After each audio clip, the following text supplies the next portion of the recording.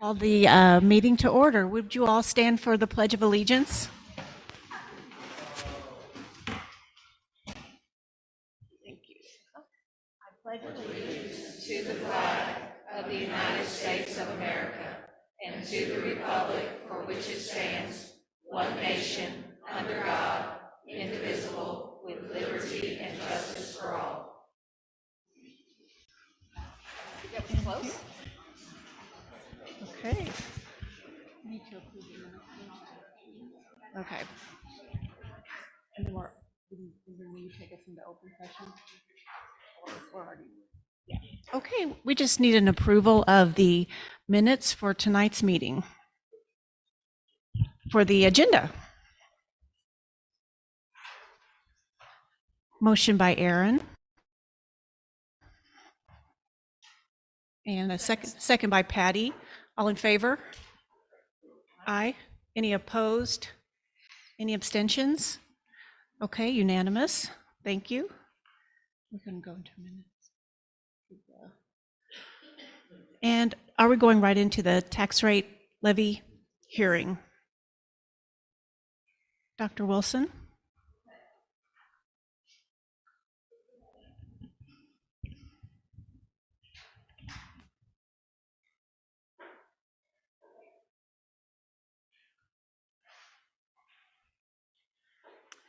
Okay, I wanted to quickly go through our tax rate hearing with you and just have a conversation on what we would like to recommend for approval. If you go to, there you go, that slide, you can quickly see that we have grown in our assessed valuation. It did increase by 59 million, almost 60 million from 2023 to 2024. I will remind you that this is a statutory this is what we're supposed to do statutorily, because the tax rate is required to be set by September 1st of each year, and the process followed to calculate the tax rates is provided by the state auditor's office using data provided by Greene County. Oh, that's not Greene County. Sorry, that's Christian County. My fault. Sorry about that. The levy, if you notice in 2023, it was 414, and this year it's also 414. The operating last year was at $3 and rounded up to 19 cents, and the debt service was 0.9547. This year, we're recommending that the operating be 3.1838 and that the debt service is 0.9562. If you go to the next, the assessed valuation, that's a little harder to see, but you can see where the assessed valuation has grown and what our tax rate has been since 1997. You can see that for some amount of years, there were huge tax rate increases, or assessed valuation increases. And then you also have some years where there wasn't. You can see in 2000, we go down to 2021, 22, there was an increase at 11.75%, last year at 6.67, and this year at 9.71. Now, these numbers are continually updating. So if you were to go out to DESE and various places, you would find, because they're constantly turning this information in. So the assessed valuation at this time frame may be $676 million, but if you go out in 2 months, it may actually go down by $1 million. So it's always, or up, it's just always sort of in flux. But you will notice that since 2003, the tax rate has stayed the same as at 414. Okay, the next. So we wanted to show you a peer district levy comparison to where we're at. Now, this does not give the entire picture of where the districts are at because I do not have their assessed valuation on here. So remember, everything's based on assessed valuation. So Branson, for example, their total levy is 4.0936, and they have an enrollment of 4,454. But as everyone knows, their assessed valuation would be quite higher than what the rest of ours would be. Nixa at this point is at $4.51 for their tax levy. And notice they have an operating of 3.44 and a debt service of $1 and almost 7 cents. You can see where we're at Ozark. Republic is at operating at 3.1, debt service of 0.94, and they also have 8 cents that goes into capital for a total of 4.1254. Willard is at an operating of 2.85 and a debt service of 1.27 for an operating of 4.12.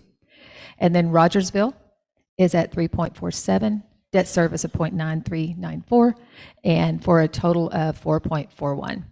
So this is just information that I've been asking. You can also look at where our enrollment is as compared to where our debt service and our capital and our total tax levy is.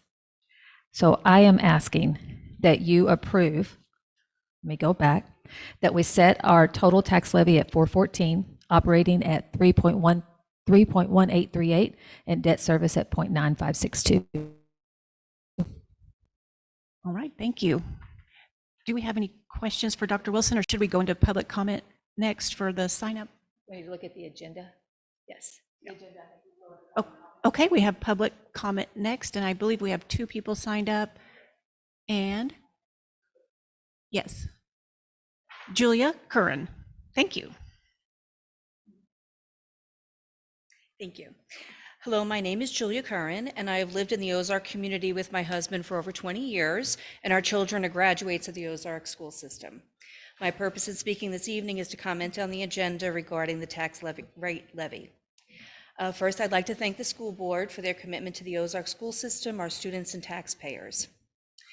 I'm concerned because I've heard recent complaint from a group in Ozark. This group, Ozark Schools Team Support, held a town meeting last week. It was on August 17th. This group believes that the taxes in Ozark are too high and need to be lowered. And they also advocate for our board to end their membership with the Missouri School Board Association and support when they quit the School Board Association, to develop their own local policies and regarding the school system itself. There is a direct connection between property and community value and an excellent school system. When people choose a place for people to live or buy homes, the school system, community services really weigh very heavily in that decision on where people live and buy property. The quality of life of students can be directly affected by the value of the education experience that they receive, and cutting taxes and programs often results in cutting programs like sports, clubs, school nurses, band.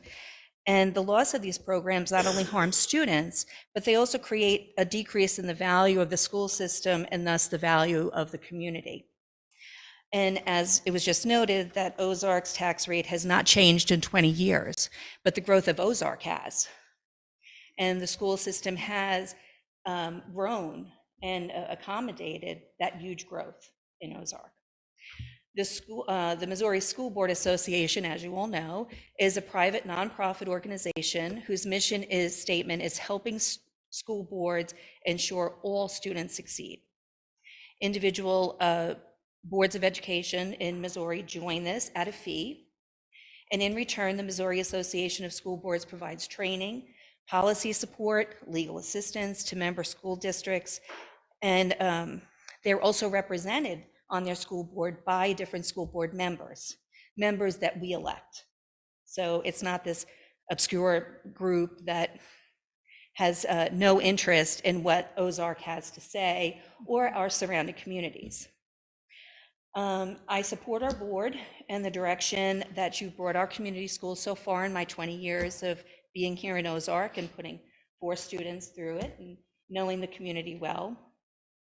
But too often as citizens, we don't pay attention to local politics like school boards. And I come before you concerned that this group, Ozark School Support Team, and others are making their agendas piercingly known, may not have all the accurate information that they need to put forth these very big changes that they want. And I hope that they seek factual information from you, the school board, and our administrators, and that they voice their concerns to you, generally to the board, and hear what you have to say. Thank you. Thank you, Julia. And next we have Samantha Burton. Hi, good evening. Thank you all for being here. I am a parent in the school district. I have kids in the junior high and the middle school, and I'm also here to speak about the tax levy. I support what the previous speaker had to say, so I don't want to take up too much of your time. Really quickly, I think it can be summed up in a couple sentences.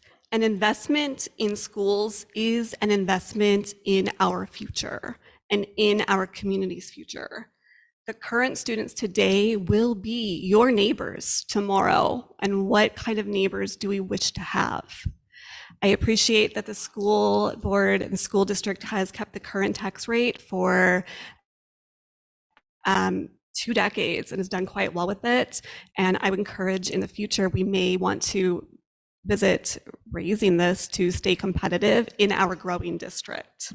So thank you all for what you do. And again, an investment in education and our schools is an investment in our future and our community.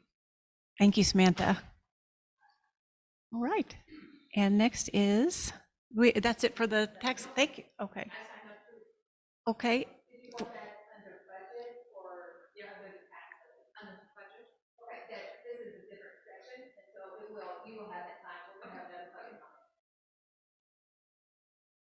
Okay. Yes. Yeah. Okay, well, next we need to set the tax rate levy. All right. I'd like to make a motion to approve the recommendation to set the general operating levy at 3.1853 and the debt service. Okay, if you look at this slide, go back to that slide. But it says recommended operating. There's a mistake. There's a typo On there. They were accidentally put last year's numbers. They're supposed to be different. but the recommended is 3.183. Yes. Yep. That's it. You said 3.1853. Okay, anyway, let's go back. I'd like to make a motion to approve the recommendation to set the grand general operating levy at 3.1838 Mhm. and the debt service levy at 0.9562 for a total of 4.14 for the 2023-24 school year. Okay, motion by Patty. Do I hear a second? Second by Aaron. All in favor? I'd like to make, Madam President, discussion. I'd like to make a statement about Okay, that. I asked for some various scenarios of projected revenue with varying levy rates. This 2 weeks ago, wrote and asked for those different scenarios of what the projected revenue income increase would be. Because I'm concerned about the ethics of what was suggested at last month's preliminary hearing, where there was a presentation about the different numbers and amounts, and what has been practiced in the past. As was noted during the June presentation the July presentation about the tax levies, there's a legal cap on the amount of increase in revenue the district may receive. Legally, in the state law, not greater than, and it says, not greater than the lower of the CPI or 5%. You might remember in July, Mr. Kinder even remarked on the surprising fact that the CPI was even the higher option over the 5%, but this year it's 5%. We're not supposed to increase more than 5%. Note that the cap on the increase still allows there to be an increase. We are getting more money this year than last year. It just prevents that increase from being too much. According to the law, if the projected increase in revenue exceeds that cap, school districts are required to reduce their levies, so the increase in revenue will not be as high. The community has observed with great disapproval the past practice of the district, a practice which motivated a repeat recommendation in the presented numbers again last month, of quietly raising the levy rate in the debt service fund so as to offset the required rate drop in the incidental fund, thus skirting the law's requirement to actually lower the taxpayers' burdens when the increase is so great. But isn't that money in the debt service fund needed to be used to pay down debt? Perhaps that might make that maneuver of money more excusable to some. But it's not actually used for that. The observed practice of the district has been to then ask voters to move the money the following year back to the incidental fund so we can spend it on general needs, thus technically avoiding the requirements of the law by temporarily hiding it in another fund rather than actually lowering the levy as required, or even using it to pay down some of the district's astronomical debt of $86.27 million. Does it make that much difference to the average homeowner's bill? No, probably less than $5. Is it going to cost the district a lot of money? No, only about $10,000 less of an increase would we be getting. So instead of receiving $21,465,000 in funds, we could expect $21,455,000. That's less of a reduction in amount of increase than the district pays in annual fees to just one of those professional organizations that somebody mentioned. But the amount isn't what matters. It's not how much the homeowner saves or how much it costs. What matters is our ethical responsibility to obey the law. This money belongs to the taxpayers, and we are stewarding it according to the law. If we are required to lower the levy to give the taxpayers back $1 or $100, then that is what we should do. So if we lowered the incidental fund levy to the needed value, where it was supposed to be to meet the legal requirement to cap that increase to be not more than 5%, and we did it without raising the debt service levy, then I could go along with it. If we don't, as it is, if we do what we've decided what we just made a motion to go do, I cannot agree with that. And if we take a vote, then I'm going to ask that my no vote, the reason for my no vote be recorded in the minutes. And I'll submit my written reason to the board secretary. Thank you. Any other comments? Okay, call.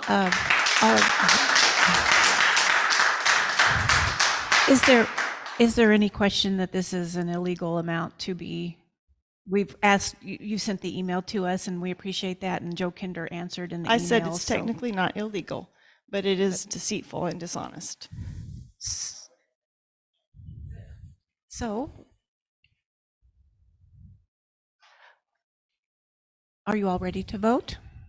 Amber or Mark? Just a question, is this a general practice for most school districts to do this? Yes, it is. Of the school districts in the county, the last time there was a reassessment time and they were required to lower their levy rates, all of them did, except for two, Ozark and one other, maybe it was four, but all of the rest of them actually lowered their levy like they were supposed to. A couple of districts did that little trade the money to a different fund for a year trick, which voters know about. The county treasurer has mentioned. I mean, voters know about it, and they don't like it, and that's not right. And this year, it's such a small amount. It's $10,000.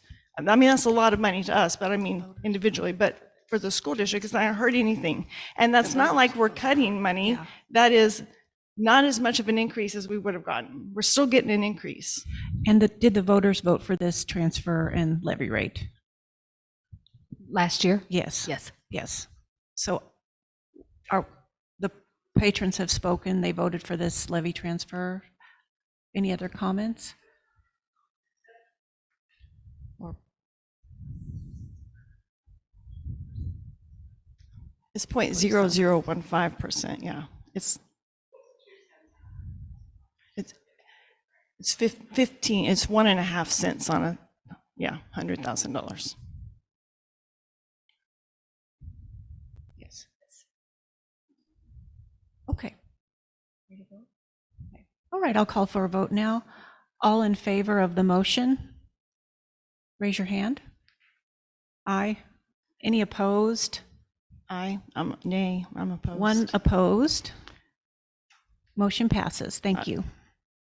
We will adjourn the tax rate hearing and convene the open session, which we're already in. So we will move on to request of district patrons.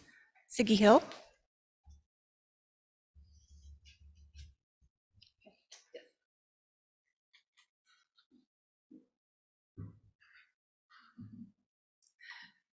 School board, I have a question on, Talk into the mic. Could you talk into the mic, please? sorry I can't about hear that. you. Thank you. line item 6371, dues and memberships is listed as $63,460.42 on page 30 of the secretary's report. What does that contain? It contains numerous things. It has, Can you specify that? well, not with it not sitting in front of me, because it is a combination of many accounts, such as MISHA dues for all of our students, such as an MSBA due, such as dues for our professional organizations. There's quite a few that go in there. We would like to have a specification for that. And also in our budget committee meeting in January, it was actually listed as $83,000. So I realize that there is a reduction there, but I would like to have an itemization of that.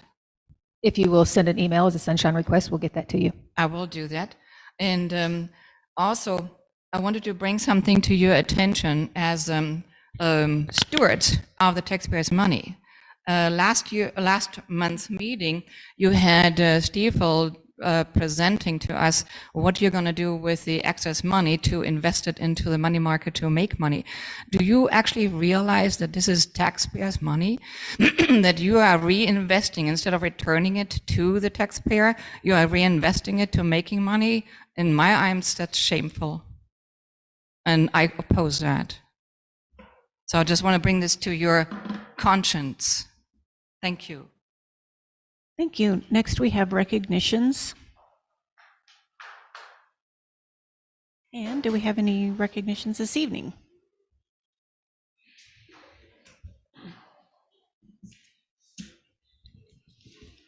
Good evening. On May 17th, 2023, Ozark East Elementary Principal Karen Capon and Ozark School Resource Officer John Wilkerson helped save the life of an Ozark parent. Karen Capon, who then served as assistant principal at East Elementary, notified the school resource officer after multiple failed attempts to reach a parent, which she found very concerning. School resource officer John Wilkerson responded to the home where he discovered the parent not breathing. He placed the parent in a rescue position until they began breathing. Wilkerson then stayed on the scene until EMS arrived. This just shows you how much our staff not only care, but pay attention to the little details. Our staff cares deeply about students, and Mrs. Capon's connection with East families helped save a life. Our officers are always ready to respond, even if it may be on our campuses. Undoubtedly, without the action of these two school employees, the parent may not have survived. Today, we would like to present Karen Capon and John Wilkerson with the School Hero Award for their exceptional and courageous life-saving actions. John and Karen, would you come forward?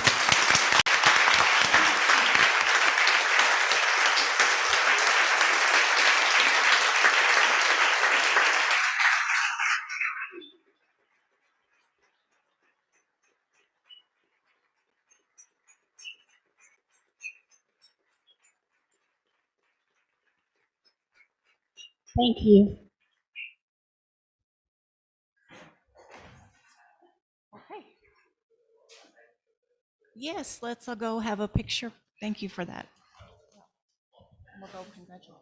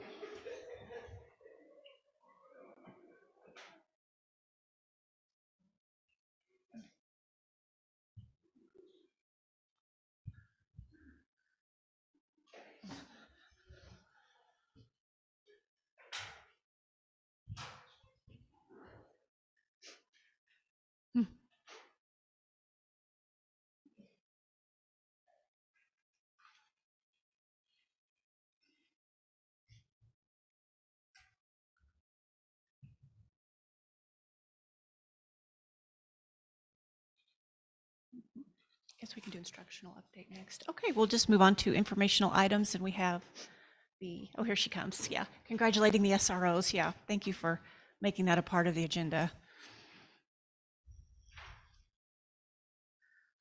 All right, we'll move on to informational items, the 2023 instructional update.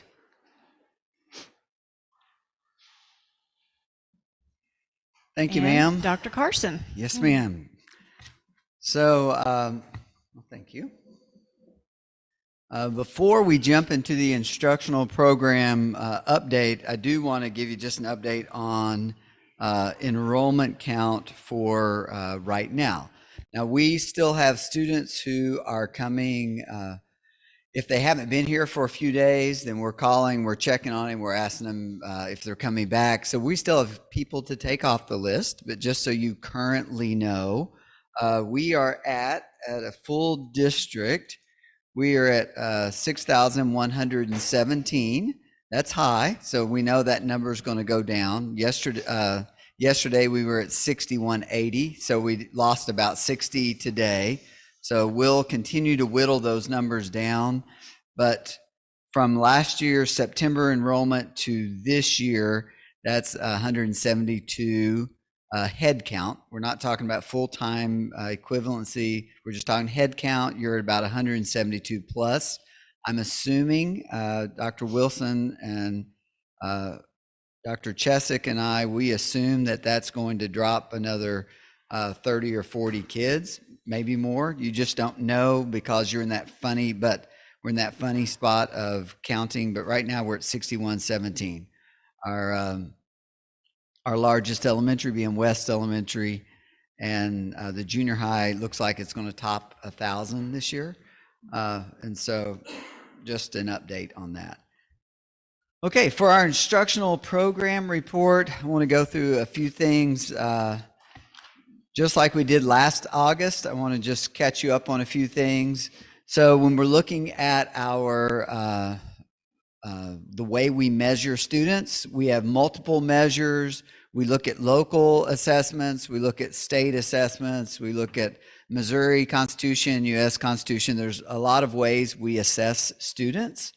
We also have something called interim assessments, which are the evaluate test we give from grades 2 to grade 8, which gives us a understanding of where students are on specific standards based on our priority standards. So the purposes of that is we want to make sure no matter where a student goes to school, if they're at east or north or west or south, wherever they are, or whichever pod they're in, if they're in Europe versus North Africa, you want to make sure that they have a guaranteed and viable curriculum. No matter where a student is, they're going to get the same kind of education. And so we use assessments to make sure that students are being taught the same thing throughout the curriculum. And so I want to share just the state assessments with you. You'll notice this says raw data or not accountability data. That simply means that this is not what we'll find on the annual performance report. When we get that from the state, there will be different students count differently. So for instance, for the state, if you're in the country less than a year, then those students do not count for federal accountability. So that's one set of numbers. This is raw. This is not that. If students are in country for less than 3 years, the state legislature said they don't count for state accountability. So actually there's 3 sets of numbers right there. So I'm just giving you pure raw data for today. It will be manipulated based on the rules of the feds and the state legislature and all of that. So we'll talk about that when APR happens. I just want to give you the numbers because we're about to give them to parents so they can see them as well. So our assumptions this year was whenever you adjust a great number of things in the school district, you can assume it's going to impact you negatively the first year it happens. And so we moved our K5s went to K4s, our 6-7 went to a 5-6, our 8-9 went to a 7-8, and then our 10-12 went to 9-12. So we moved every single area in the district. We had movement. So we assumed that it's going to impact us negatively. We did our best to mitigate that. And so but that was the assumption going in. We're going to try our best for it not to hurt us. And thankfully, it did not hurt us very badly. And we'll see that. Actually, the majority of what you're going to see tonight, we grew all across the district in our student achievement. And we're very, very grateful for that. And there's a lot to celebrate. And we've been celebrating with our teachers. And so I'll share those with you. Where we found the most impact was at the high school grade levels. And we added a whole new grade to the high school and a whole new building and a lot of transitions. So I am going to, I believe that the changes we've made and how we've changed some of the things for this year, and we're following our comprehensive school improvement plan. As we do that, then you're going to see those numbers go back up. But you will see that they did fall a little bit this year. So here we have English language arts, and what you see is year 22 to 23. Everywhere you see green is we went up in that grade level. And everywhere where it has the yellow, we didn't move. Actually, it was the same. But if you'll notice from 7th grade, the cohort group was 4779 proficient and advanced. Here they went up to 54.7. So we celebrate that the cohort actually moved up. So from going to grade 7 to grade 8. But if you just look across, which are 2 different sets of kids, this set and this set, it stayed the same. So there was no change there. So we celebrate in ELA. We want to see all of these greater. And thankfully, when you look at our scores, when you look at the next layer down, so those students who have a basic understanding of grade level, the majority of our students, if they're not found here, are found in the basic. What we don't have, what we consider a grade level behind, are those students who are below basic. And I didn't flash those numbers up, but below basic, we have very few below basic students, which we're very grateful for. And we have plans for those students. They are on at-risk plans, and they're in other kinds of ways to help them grow. But when you look at just these ELA scores, you will notice that we had a really great year. Our teachers did just a terrific job, and we're grateful for the movement they made. If you look at math, We had a lot of great movement as well. Fourth grade, you'll notice we went down in fourth grade, and you'll notice we went up in our cohort. So we're grateful we did move up, but we did go down. And then fifth, sixth, and seventh, you'll see there. Eighth grade, this was the highest eighth grade score we've had in multiple years, even before COVID. And if you remember, the reason eighth grade typically looks less than all the rest is because in eighth grade, we take all those math students who are fond of math and who do well at math, and we give them the opportunity to take Algebra 1 ahead. And then, so what you have left, that eighth grade math score there, are those students who A, don't want to accelerate into algebra early, or B, they're kind of, they're not very math friendly, and they're not crazy about math. They struggle. Some of them are strugglers. So that's why math across the state, that eighth grade math score is really, really low. Actually, I think the state average for eighth grade math is in the 30-something percentile. So we did drop this year, and we'll continue to look at that, but you'll see when we're talking about, there's science. I'll come back to algebra, but you'll see science. We had a great growth at grade 5, and we stayed basically the same at grade 8. And those are not yearly tests. Those are grade 5 covers grades 3 through 5. It's a grade span test. Grade 8 covers grades 6 through 8. So those are grade span, not just specific grades. And so you'll notice those. So if you look, remember the 8th grade score went down. If you look in the 8th Algebra 1, all of those scores saw growth. And overall, we celebrate that with our students. Do we want more than that? Yes, but we celebrate the growth that we have, and we think what we're doing in our everyday instructional plan is helping us grow. If you look at Algebra 2, that score fell a little bit. I think that's just a matter of the individual flexibility of year to year and the changes we were going at the high school. Those students that take Algebra 2 are the students who in 8th grade took Algebra 1. And so they have to have a math score at the high school level. And so we don't give a geometry. And so their first available EOC score they can have is Algebra 2. And so 87.18% scored proficient advanced. We bump between one year we had 96, the next year we have 87, then we have 93. It just bumps. It really is it's just yearly fluctuation. It's not really a score that we don't make tons of instructional decisions off the Algebra 2 score, because it is typically students who are already math friendly, or they have a proclivity towards math. And so it depends on the day, and it's just a year-to-year bump on that. So it did go down a little bit. If you look at biology and English 2 and government, they all went down this year. And again, I take that as a part of the new normal of trying to go between two buildings and trying to figure out the transitions and trying to get it all fixed in.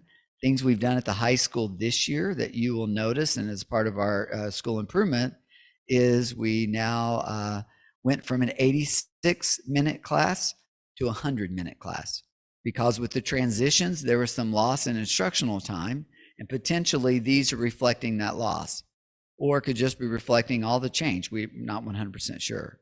So now we have 14 minutes per block added to each class. So they're also doing some work in RTI and some flexible grouping that I think is also going to impact those scores. So I do believe these scores will go up this following year.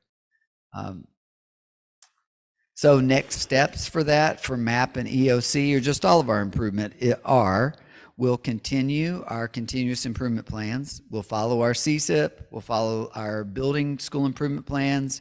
And we are going to have the waiver. And so that's going to change some of the accountability piece that I'll explain in just a little bit. But if you look at when you approved our school comprehensive school improvement plans, the things you improved were that we're looking at each child and that we do data around each child because we don't want them to fall behind. We look at priority standards of all the things that Desi says a fourth grader needs to know.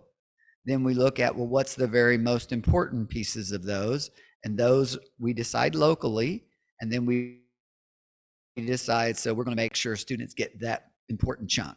And so we prioritize what we're teaching to make sure students grow and that we can hold students. We try to look at each standard with each student. And so we'll continue that work. We're working on our core and tier 1 instruction. I'll explain what we did this past week in that regard. And then our response to intervention are when a student doesn't get it, what do we do?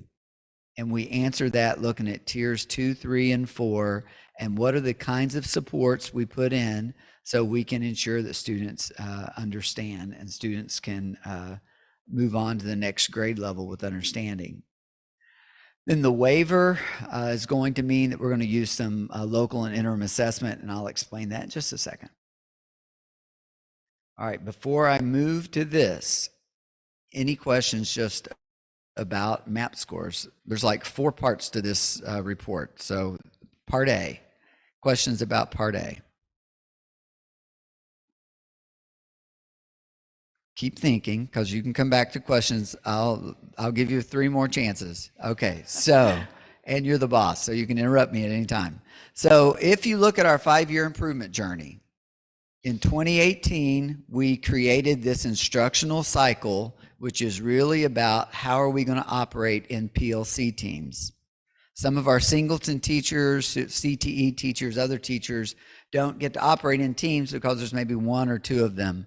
But all of our grade level teams, and we try to use this instructional cycle all the way around. In 2019, we started looking at our professional learning communities and how teachers work, because it had been 10 years since we really looked at that work. And then we started our Portrait of a Grad work that same year. Somewhere in the middle of that year, we had a global pandemic, which put a screeching halt on all of that work, and we were just about taking care of kids. And after we worked through the pandemic, then we picked those pieces back up and we started moving forward.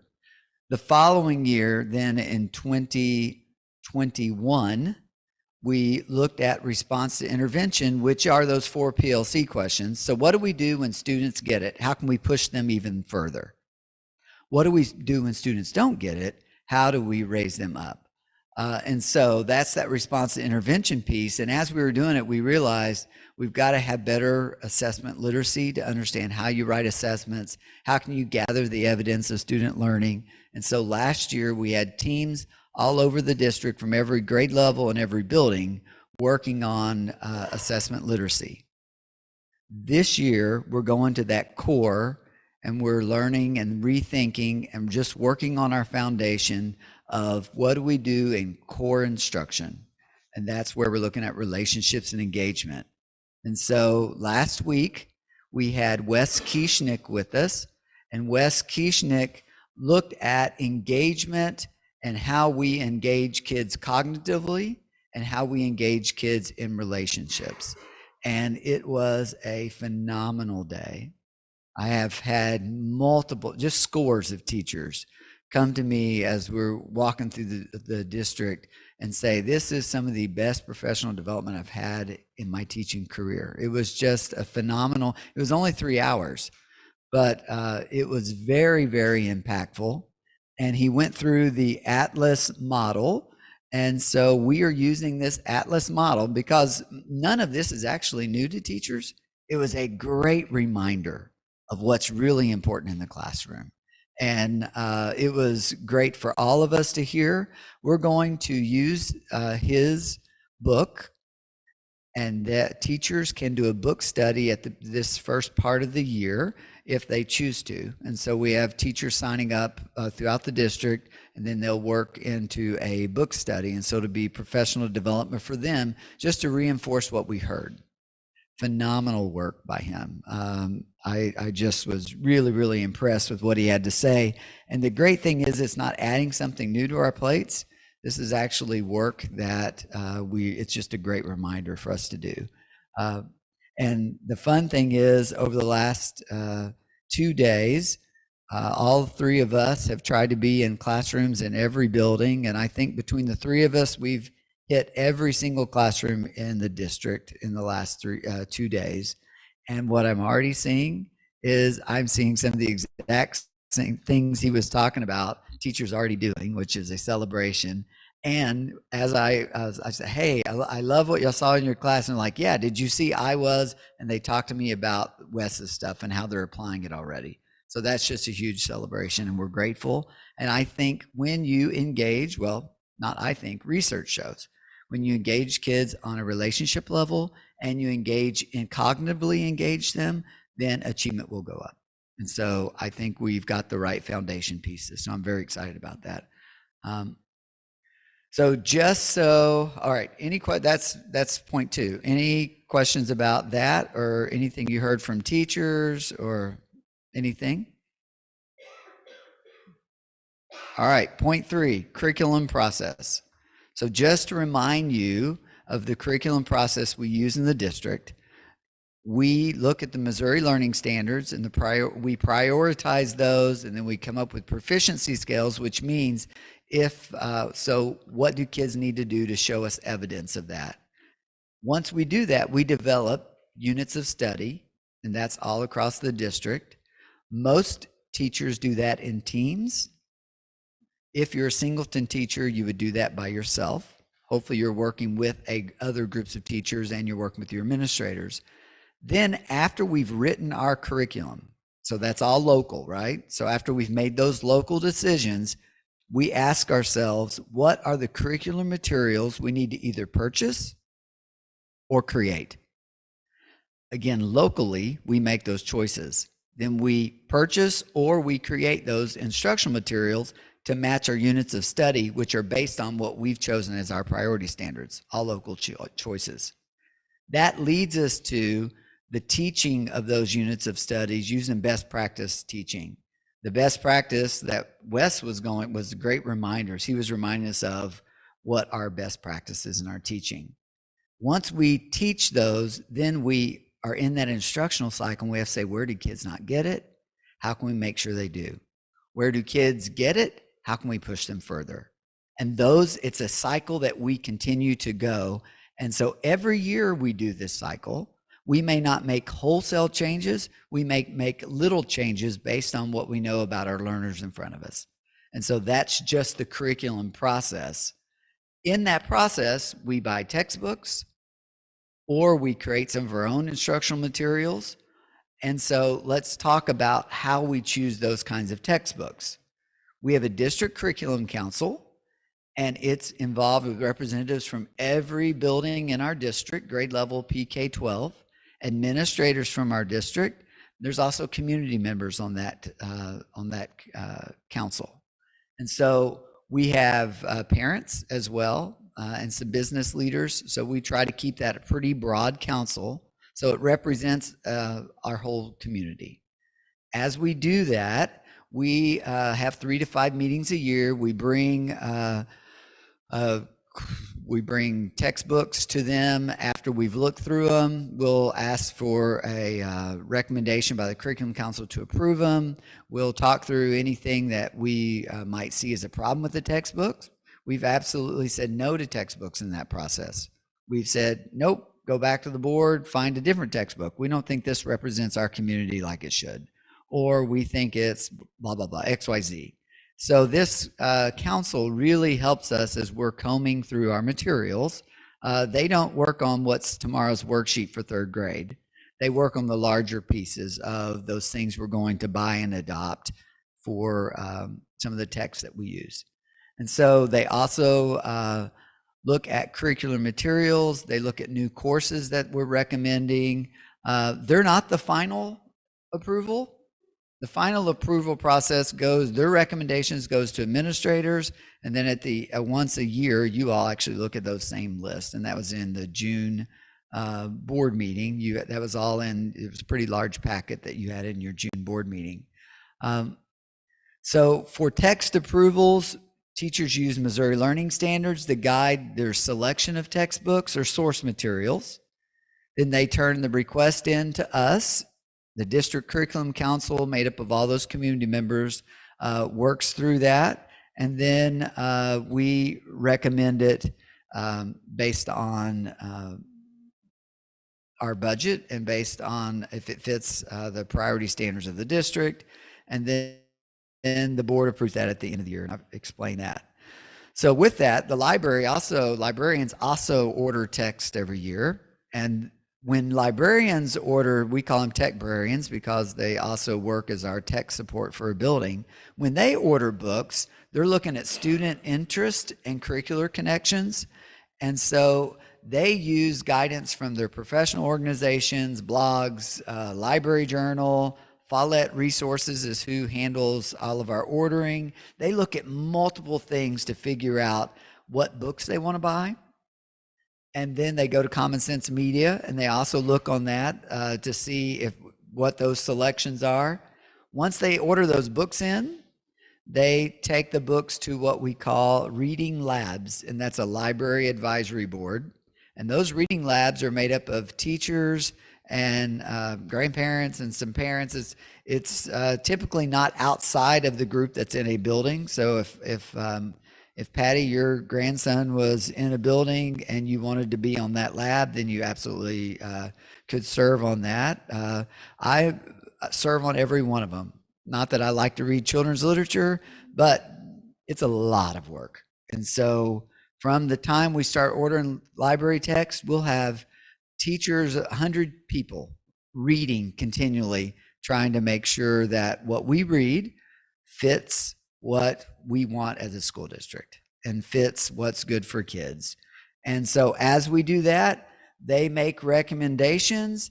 And if what we decide is the book going to be a keeper, it's good for kids, or maybe let's say a 5th grade librarian ordered a text.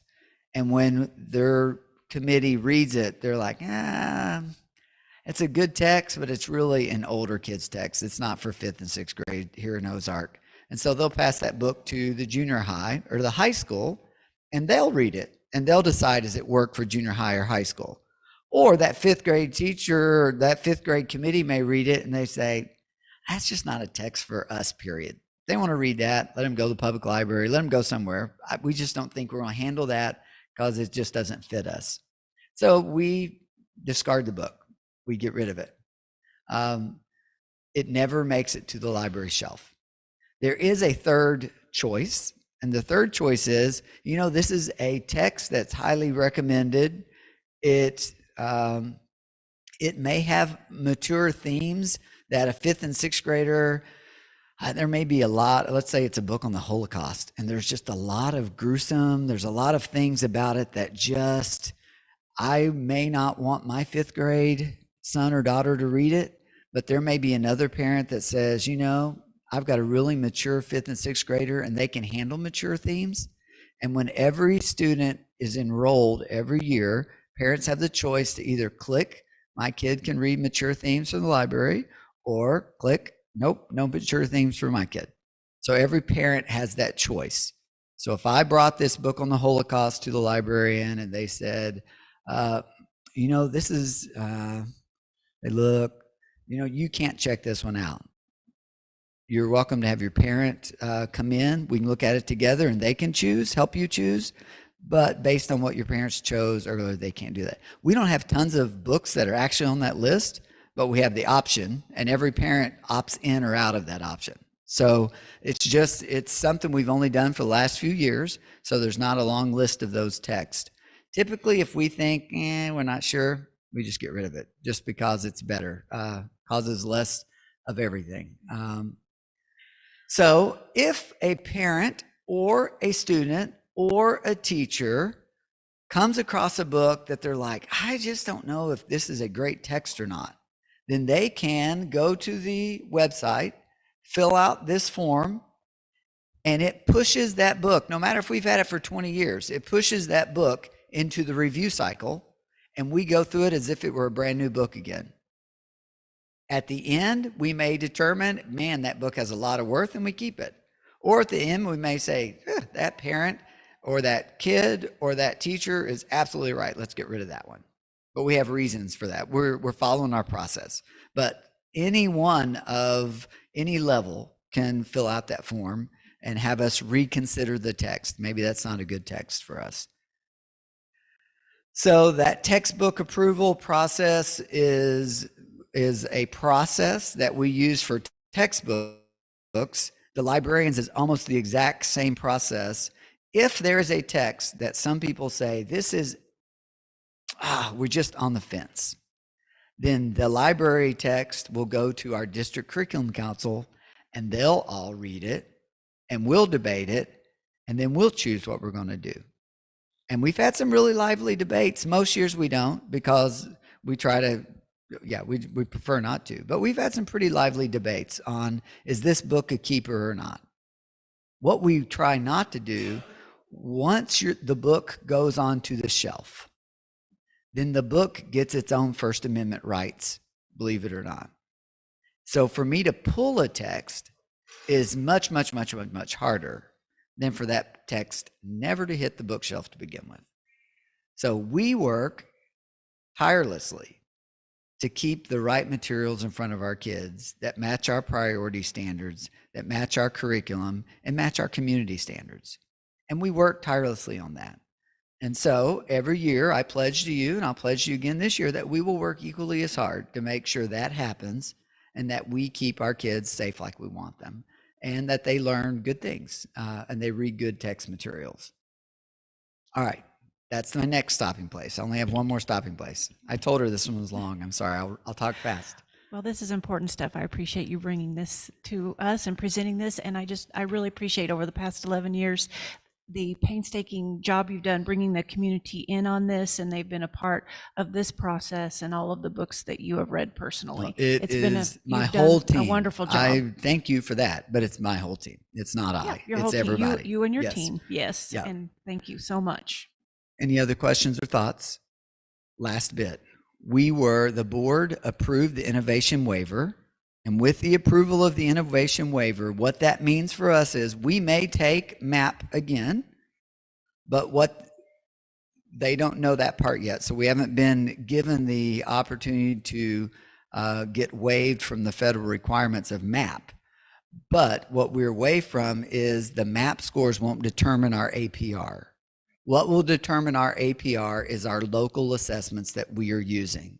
So we will look at our interim assessments and other local data to show what students are doing and how students are doing.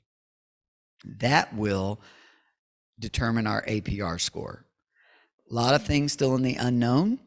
There's only 20 districts in the state who chose to go this route, and we have been amongst the 20, and we are excited to move forward with that. And we believe this is actually the direction the state needs to go, because it emphasizes local control, and it emphasizes, it really shows how students grow within a year. We believe this is where Ozark needs to be. We believe this is where the whole state needs to be. The state will, we hope we're the tail that's going to wag the dog eventually, and they'll get there. But for those 20 districts, we're excited to be named among them. And what we're also value in this is market value assets, which means we're going to really work with our students on work experiences, college credit, IRCs, and entrepreneurial experiences as a part of what's it mean to be work ready, what's it mean to be career ready, what's it mean to be ready for the next thing. And if you think, well, that sounds a lot like diploma and, then you are correct. And thankfully, we've served on this committee from the very beginning. And so our diploma and piece really helped push that. We've got growing room in every one of those categories, but we're in the right spot, and we're doing what's best for kids, and we need to keep moving forward in that regard. And so I think the way our academies And the pathways play into our diploma and will be very beneficial for our kids. Number one, that's the important piece. It'll also help with our next APR, whatever that looks like, because they don't have that defined yet. But we were granted the waiver, so we're excited about the changes in that. It just simply means all the things that we've been doing, we continue doing them. The thing we're not going to do is have we're not going to have to teach to a test of some type. We will just continue to work on the things that we've been working on. We continue to take EOCs, and we'll take the science grades 5 and 8. So that has not changed. Those will be a part of our APR on some level. We're not sure what that looks like. So, fourth stop, questions. Any questions? Thank you. No questions. Okay, Yeah. thank you. I Yeah. typically don't talk Yeah, this this is long, great. so I'm sorry, Yeah. and thank you. Thank you. This is great. This was wonderful information. Yeah. Yep. And we have construction update. Dr. Chesick. I do normally talk that long, so get ready. No, as I'm getting the mouse so that I can control that, so I'll scroll through there. I'll take speaker's privilege, and I just want to thank everybody for first 2 great days of school. And that goes across the board. There's 3 things that you want to do in the first week of school: get them to school, feed them, get them home. That last one is the hardest. And last year, and I'm trying to remember, I think Dr. Sappington was the one I went to with this. After years and years of an extra hour of dropping kids off, we all sat down after that first day and said, how can we make this better? And we took notes and we put them in a folder, and I went to Dr. Sappington a year later. It was already there. We pulled it out and we made those changes, along with a 122-degree day that helped us motivate people to get kids on the bus. We did not do an hour extra, which we communicated to everybody. It could take up to an hour over their normal time to get them home. Yesterday, we were about 25 minutes of the kids. That doesn't count the buses that broke down because of the excess of heat. And then today, other than a wreck outside of on NN, we would have been done. Our last bus would have dropped off about 5:05, 5:07, which is an amazing first 2 days of school. So I want to thank the transportation department and Dr. Sappington and Mr. Chambers' team for making sure that we did an amazing job in getting those kids home. So speaker privilege over. you. Construction update. If you haven't heard, and you have, because we've talked about this for several months, and last month you passed the fix. And the fix is to replace the high school HVAC system. That place is in process. The equipment is being ordered. Again, those are ginormous units that will take more than 10 months to get here. But the work is beginning. The control replacement is beginning. The parts being ordered, we have stuff to do from now to then. So what does that mean for our kids sitting in classrooms at the high school? From starting on yesterday morning, before the first bus even rolled, we were talking and about monitoring the high school system. And actually, it wasn't the high school system. I asked everybody to look. This is a screenshot from our current control system that controls several of our buildings, not all of them. And I said, hey, I want to know every building where we're at. And they went in, and every building was up and running. The one building that we can't remote into, that we will with the fix that you guys passed, was actually down, which was West Elementary. And they went and restarted it. The temperature was not bad. It just the entire system wasn't on. So they went and started it. West had no hiccup, has not hiccuped since then. The high school is the one that we know is an issue. And with that said, we have, when I say we, Mitch Maples is the one that it was on the roof most of the day today. working diligently and working hard. So Mitch is doing a great job along with Mark Fott and Cody Gann and the entire maintenance crew, keeping these things running, as well as every unit. Our supply air at the high school, we like to see those numbers about 55 degrees. So we have 3 current units. So on 100 and today was not quite 122. I think by the said and done, we're not going to hit yesterday's high, but it was hot. This was taken at 149 right before we started doing buses. And I brought this up. I don't need to log back in, but we're better than this now. We're just a few degrees cooler in all of these categories. So we're cooling air faster. So in multi-zone 2, we're doing good. In multi-zone 3, we're doing good. We have some sub. We're down to 44 in some areas. So there are areas, most of our areas are getting air to the degree at which it's supposed to be cooled. The big unit, the one that does, obviously, if you look at this, you can see that it does more zones. This is the bigger unit. This is the one that we always struggle with. Is still, it's not at 55. It looks probably, if you were to average those out, it looks to be like 67 degrees, so it's above average, but that's still better than the 100 degrees. So that's the air that's blowing into the classroom. We are blowing air into the classroom that's cooler than the outside air. I pulled this one up because this is the worst classroom. And I'm gonna be fair, there is one classroom that read 90 degrees. I went and looked at that. It was 90 degrees and it was 79 degrees on one side and 79 degrees on the other. I went into that classroom, talked with the teacher. It was not 90 degrees, just like everything else, thermostats go bad. That room was probably 79 degrees if the thermostat was working. He was teaching class, 30 kids in there, and I'm not gonna say they were happy, but it was 79 degrees, not 90 degrees. But this is the hottest room in the building. This is top floor, southwest corner. We are a brick oven and with a skillet for a roof. Got a tin roof right there. And so that corner has direct sunlight on 2 sides of it, and it's at the end of the run.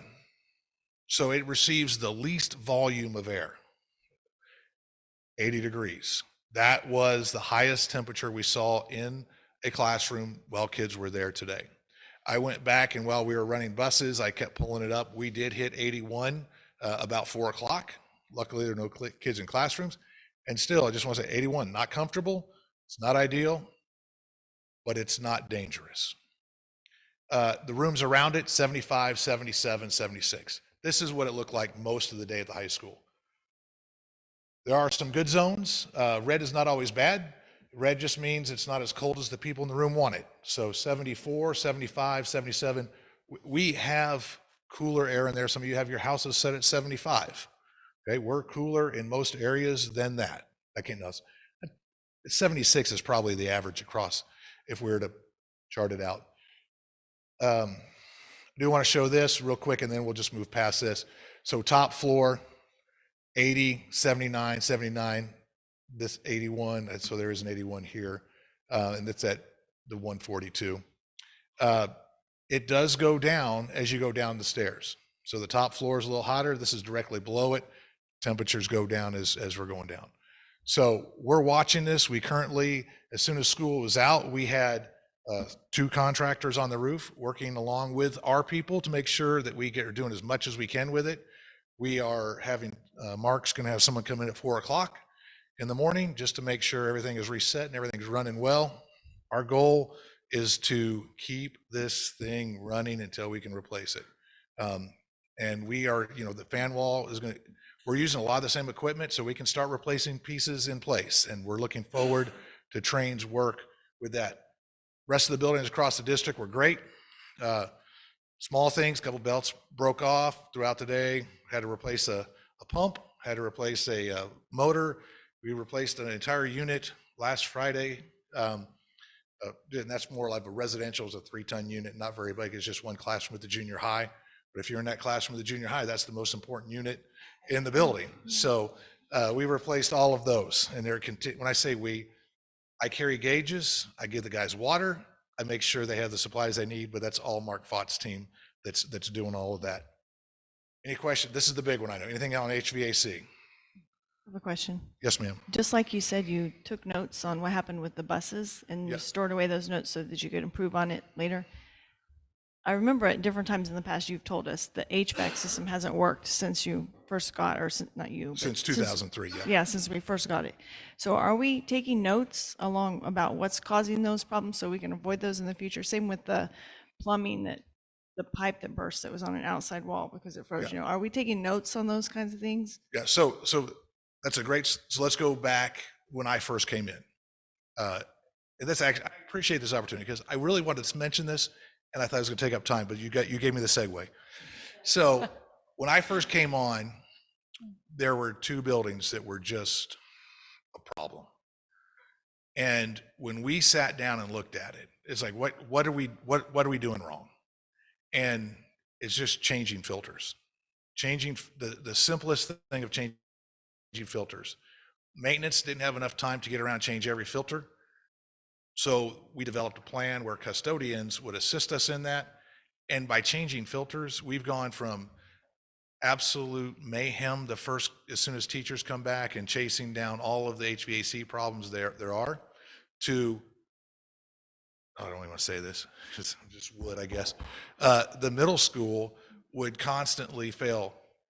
We had one unit fail, and that is going, and that's already been it was a motor, and it wasn't anything to do with that. So we are documenting that. We do better today than we did yesterday, and everything that we do.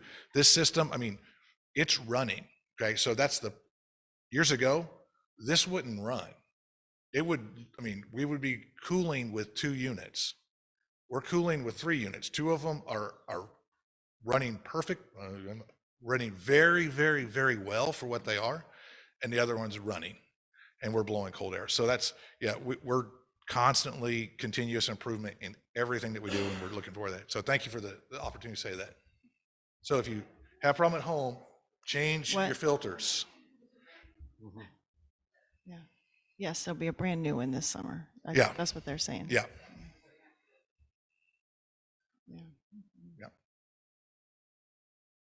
All right. So construction, East Elementary, one of those things, as Ms. Tonsing just said, is we want to do better. We've continually are replacing roofs, and East has been replaced. So when you look at it, the areas that we replaced are all of the shingles and the TPO area here. The TPO area, the white area right here. We completed the punch list on that earlier this week. Last week already, wasn't it? This week's, yeah, this first 2 days have flown by last week. And as you look at it, there's a few things they have to come back and fix up, but it's really a good project. We did that with Guarantee. They did the middle school roof with us. And if they are a great company as far as getting things done quickly, but more importantly, they are going to stick with us until it's done right. I'm not saying it's not right, but anytime you put a new roof on, especially with that many square shingles, there's going to be some flashing that leaks somewhere, and they're going to be back to make sure that it's taken care of. And they have proven that in the past. So East Elementary has a new roof. We had some damage, water damage over time. It's nothing that it wasn't a leak. It's when we were getting ready to refinish our gym floor at the junior high. The flooring people said, we're not going to do it. We can't do it. It's too moist. So we called our insurance company. They came out, they tested, and they said, yes, we will replace your floor for you. So while they had the floor out, we said, let's paint the trusses because we don't want to paint trusses with a brand new gym floor. So our gym has a new fresh coat of paint from the roof deck, and then they're painting the floor. Yesterday, they were supposed to be painting it. I didn't have it on there, and I did not make over there today, see if they have the lines on it yet. Mr. Link? Okay, so they're close. We could have had this done faster if we chose a different size of wood, but Dr. Link and Dennis Fott worked together. We wanted to make sure we had a competition, professional, high school, junior high gym floor. So we're about a week and a half behind to where we want to be, but they have been very patient at the junior high and worked with them, and we're looking forward to getting on to the floor. Dr. Cheswick, one more question. Yes, ma'am. Sorry. What was causing that moisture? Was that resolved? So there's no more moisture coming in on a brand new? So, yeah, so I'm sure when they were figured that out installed already. back in the 1960s, you put wood down on concrete, and then you put the gym floor on top of that. Over time, you just have moisture that works up through the concrete. So there's a moisture barrier that's in place to stop the moisture from wicking up from the concrete. Okay. Good question. Anything else? All right, middle school. So we have our team. We have Esterly Snyder and Branco here. We're going to have, each of them are going to have a time to talk. They are the ones leading this, but I get the opportunity to show the pretty pictures and talk about them. So they're doing the lion's share of the work, all of the work, and they're doing a great job. I'm going to steal their thunder and tell you they're a little bit ahead of time, but they're going to tell us how ahead of schedule they are on at least one project in a minute. Middle school, we had some tight deadlines, and if you can't remember, we had to fill this area in. I guess it's too far away. Try to scroll. So that center section, to set those pieces, we could not have anybody in those three wings. So as we look at those three wings and how we could do that, our deadline was to get those set during the month of July. They actually were ready to go way before that, so we appreciate them. So if you can just scroll through those and show the timeline, the progression of it. This is about 2.5 weeks of progress to set 7 new classrooms, 2 bathrooms, and office space. And the final product, if you haven't driven by, is amazing. The roof, although probably not complete, I did notice today that you did have the final layers on and you were trimmed around. So I'm sure there's a lot of work to do to finish it up, but all of the TPO is on. The inside work is beginning. The biggest thing that I want to say about Branco and their work is, if you look between the storm shelter and the wing on the east side, we had to have that back to concrete so that we had an entranceway into the building for Meet the Teacher Night. Unfortunately, it started raining. Actually, I appreciate the grass in my field, my horses do as well, but that was unfortunate for that.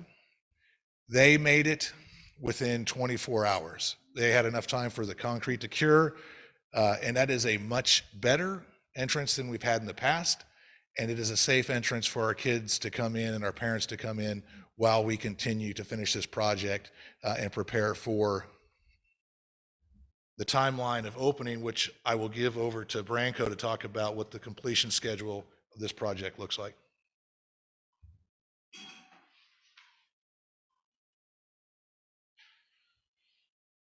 So we're still on our target date for the middle school that we originally had. Sometime in January 2024, we should have the storm shelter at the middle school wrapped up and ready to hand over to the school district. That's great. That's exciting. I mean, Yes, that's, yes. they are doing that. That is an exciting date and exciting time. So we appreciate them. I do want to also point out that Esterly Snyder and Branco, as well as the school district, worked really hard to match that color. And if you drive by, it looks close now, but as time fades that you won't be able to tell where the old began and the new is. So, all right, next we have Tiger Paw. I do want to look at here. Storm shelter isn't supposed to be up yet. It's not scheduled to be up yet, but as we go through here, you can see the dirt work was done. The foundations were poured. One more, and the storm shelter this is an older picture. It is actually complete now. And they are working diligently. There were some time restraints here as well they had to work with. We would have had to shut down some wings while we set this in the fall. They were able to squeeze us in because of their relationships with the precast. It's set. It's ready. The sewer is connected and rerouted. We've got some exciting news on the timeline on that as well. You can say it from there. You can stand up here and talk about your timeline on completion on that. We're still looking at, we got the precast set, like Curtis said, we had the precast company had an opportunity to set it earlier. We took advantage of that because if not, we'd have had to close a bunch of the wings down in the school and coordinate that, and that was going to be a hassle, but we're still looking around March of '24, getting that done, ready to turn over to the school as well. That's before we begin. That's before the school year's out. We can have, and we're confident they can get that up a little bit more as we move on. That date's gonna be a little bit higher. But yeah, I'm just, yeah. So, we're gonna have breakfast and lunch cooked and served at Tiger Paw. Yeah. You don't know what that means for our staff, but more importantly, you don't know what that means for kids. So we're excited about that. High school, not as exciting. They've done all the dirt work. They've dug it up. They've flattened it out. They dug up more. And then they've put it back. So if you notice, the biggest concern we have, and it's an allowance, and when we get to change orders at the end, we're going to talk about allowances, and we have an allowance for dirt work. The biggest thing we didn't know about was rock and where the rock was. So you don't know where the rock is until you move the dirt. So Branco, in their preparation, they removed everything down to as far as we need to go. And then in preparation, they just filled it back in, so when we're ready to do the foundations and the footings, we know that all they got to do is dig it out, fill it back, and that's coming soon. So that's a big relief for me, but I'm sure it's as big a relief for them knowing what's underneath that dirt. So we've got a little bit of rock to break up right next to the building. That's going to be a little disruption. We're going to try to make that as quiet as possible, but that is a huge relief for our budget. We'll talk about that at allowances. It's a huge. We budgeted a lot of money for that, and we didn't use very much. So that's an opportunity to work on this project and finish other projects. So, anything you want to add on this? Yeah, that's less exciting. Next summer. But hey, here I'm honest, and they said it. I can twist arms. I'm driven. Everybody on this team is as driven as I am. They come in and do things before I'm ready to say let's do them, which is pretty amazing. So I appreciate all of them. I do want Melissa to come up and talk about her perspective real quick from Esterly Snyder and how this is progressing. Good evening. So this has been a great partnership. Branco's doing a great job of, moving up schedules. We've worked real well together on finding things under the ground that we didn't know were there. Of course, always happens, but everything's going very, very smooth. It's progressing in a time frame that's going to be great for the school. So things that we thought were going to take more, several more months, we're moving those up, and I think you're going to see those all come together, by end of next summer and be very proud. Thank you.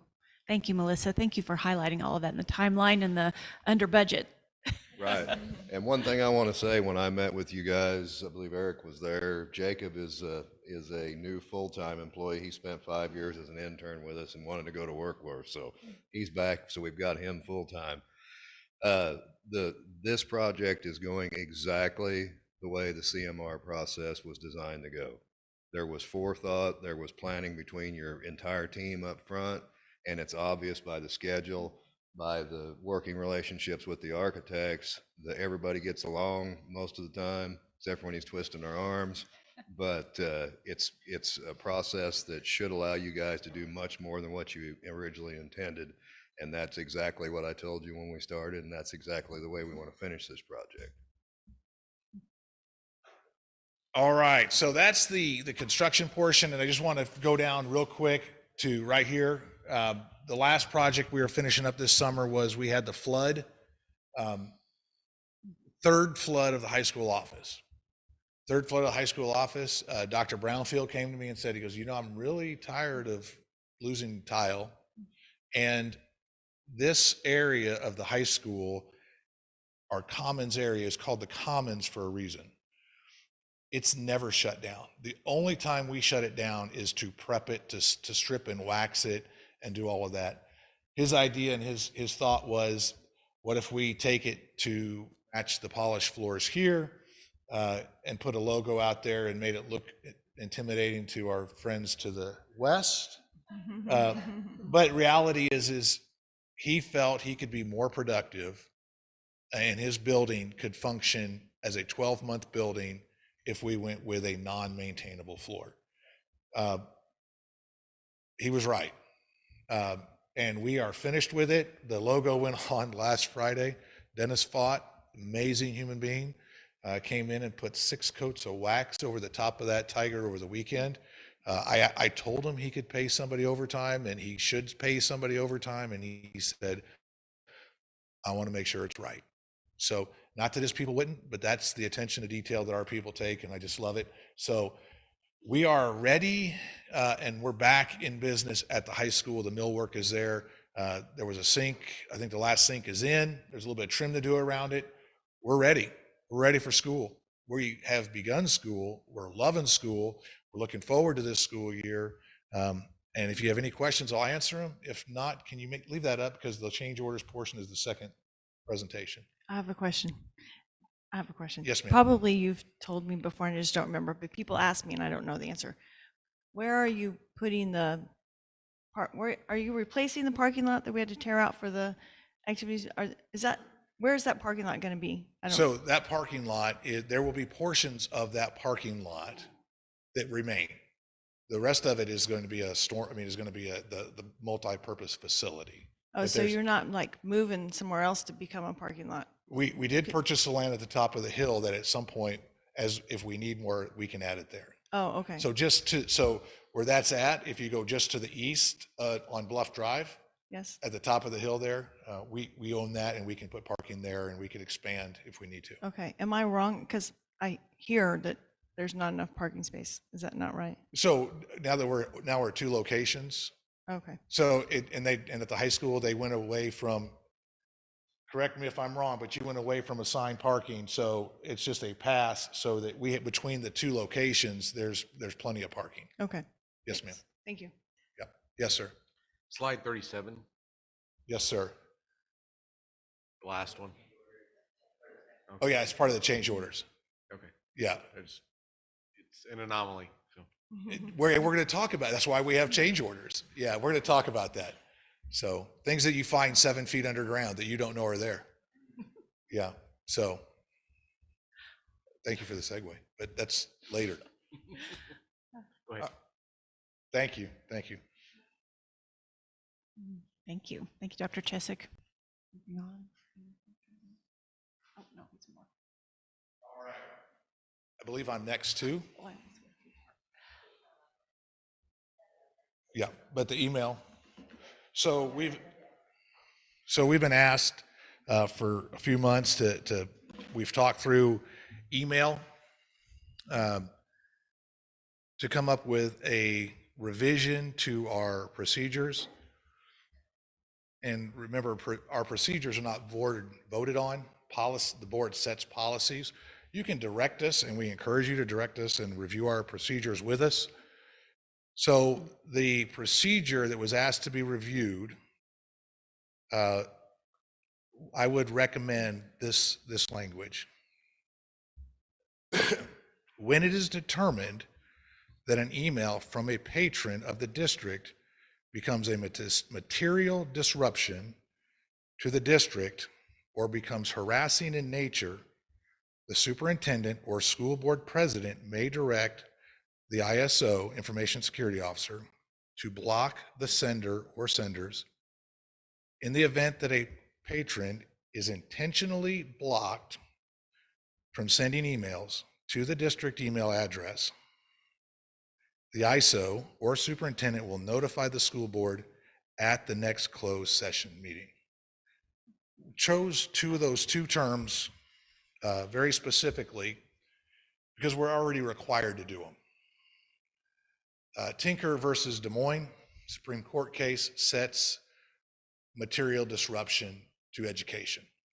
That's a legally defined scenario.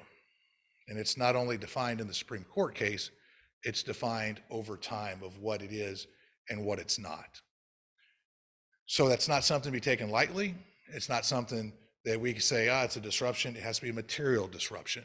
It has to impact the educational process in more than one space. Okay, if there's a space that it happens in, discipline can happen as a disruption. But if it happens beyond one specific space and it goes beyond a classroom and impacts more, a larger area, it becomes a material disruption. And then harassing, obviously harassing is a legal term that nobody would support harassing. So that's the language that we propose, that we use. Again, we don't generally, actually, we don't approve procedures, but we do encourage discussion. So I would ask if you have any feedback for this recommendation. Thank you. Any feedback for Dr. Chesick? I have some, of course. We've been talking about this for 4 months. In May, I brought it up because there was a problem and we discussed what needed to happen. And we said, well, first let's find out what the procedure is. So we waited. And then in June, there was a presentation about, I thought it was about the procedure because that's what we had asked for, but I guess maybe it was just describing everything that goes into it. And then we talked about it that month meeting. We talked about how we wanted to maybe revise it or something. And we said, well, let's be careful not to tie the board's hands if there's some threat to the computer system. We don't want to, limit something. So we waited. We tabled it again. In July, we brought it up and talked about it again. And I had several concerns about what kind of requirements ought to be considered for censoring an email. And a couple of other board members mentioned, one person said specifically, I watched the videos to make sure I'm remembering correctly. I'm not just making this up. One person said, it should not be just one person who has the power to make that decision. Another board member, when we were voting to table it, announced to everybody, I just want to remind you, we want to be transparent.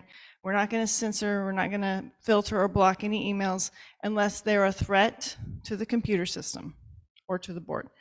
And I had several concerns also that it needed to be limited, that the sender needed to be notified, potential recipients needed to be notified, and there needed to be an opportunity for appeal. So we talked a lot for 3 different months. We talked about the things that we thought should go into this procedure. And I'm surprised when I got the procedure, it doesn't really address any of the things we talked about. It has one person can do it, the superintendent or the board president. It's not because it's a threat to the computer system, but just because it's harassing in nature. Now, again, we're not talking about emails that come to us individually and I go to my inbox and choose block. I don't want to read that person's emails anymore. Everybody can do that. We're talking about emails not being allowed to be delivered district-wide to anybody in the whole district, including, fortunately, there's no cause for it now, but including possibly in the future, an email appealing some decision of the superintendent could be blocked from reaching the board members. So all of the different things that we talked about going into the procedure didn't seem to go into it. Now, the board may let this pass, and I understand it's a small thing. We have budgets and buildings and all that stuff to worry about that are much more important. But I think it's just an illustration of a problem, maybe not just in our district, but in many districts that parents are starting to talk about and pay attention to. That's an upside down method of governance. The Board of Education is elected to represent the taxpayers, and we direct the district, the administration, we direct what those things are. So we can certainly review and revise procedures. We can tell you what needs to be done. But it seems like when we talk about what we think needs to happen, and then this comes back, it's upside down. The administration said the board doesn't review procedure. No, I'm sorry, I said you review procedure, Right. you don't vote on procedure. You said that just fine now, but when it came to us in an email, that's not what it said. Okay. But I'm just saying it's upside down. Like we said, here's what we want, and we got something that didn't take those things into account. And I don't want to cause a big stink about it. It can be fine if everybody wants to not revise this procedure anymore. It's fine, it's got the notification to the board on it, but I just want to note, it's upside down. It's supposed to be the board directs the administration, because the board is the taxpayers. Can I respond to that? I look at this as exact opposite. This says, so you asked, so all the restrictions, everything else, we're not changing all of our security policies as far as what we filter coming in. That's the piece of the security that we were talking about. This is, there's only 2 times which we already have the authority to do, which is a material disruption to the school day. The example that I can use is that we had a student send an email.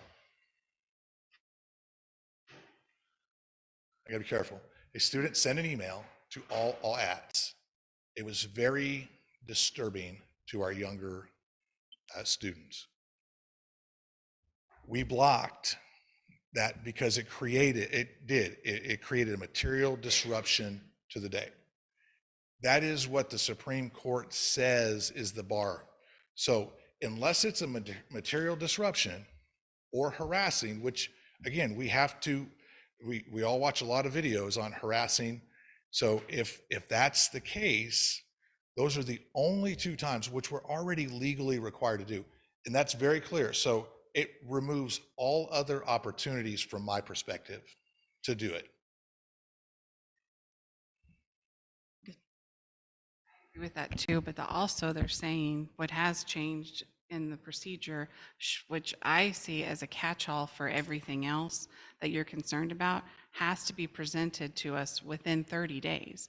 And then we would get to intervene if we felt it was unjust and deal with that at that time. So there is that extra layer of protection in place that they're offering that would be anything. Notification is a lot different than approval. We had talked about it had to be approved by the board. Of it. We have to be notified of it because we need to be able to vote on it. Does it say we get to vote on it? Does it say it won't be there unless we?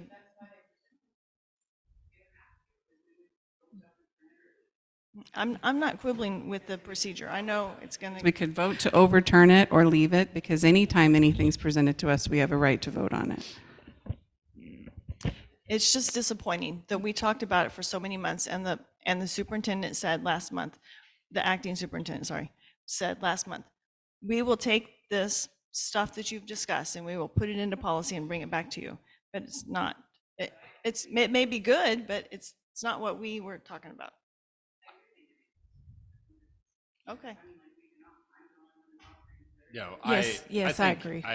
I think you're right, because one of the biggest concerns when we were discussing it was one person making the decision, and then we wanted it, there was discussion on, do you just allow it to continue to happen until we have our next meeting and get to vote on it? And there are a lot that believed we should, the decision at the time, if something needs to be blocked, needs to be taken care of immediately. If there's a perceived reason, whatever that is, we can't get us all together to make a vote on a decision that is a material defect or harassing in nature. It's not going to happen. And so to provide that where we can, then it's presented to us. I think the problems in the past where it was not presented to the board, if we want to go back to what really caused a lot of the issues, no one was aware that some of those things happened, and we need to be aware of them and be able to make those decisions and not be the ones involved in the day-to-day decisions of to do it or not to do it. Excuse me. Writing that we have to be notified. So I appreciate that. I also agree with both of you that the way this procedure reads does clarify and covers what our concerns was from the previous several discussions. So I agree with what it says. And like it says, they both said it comes to the school board can make that ultimate decision. If it's already blocked and we say, no, we don't want it blocked, then, open it up. But I think this procedure covers what we discussed. So when they bring it to the board, do they bring someone the person who is blocked to have to get to hear both perspectives, to hear two sides. I mean, there's so many questions, but that, I'm,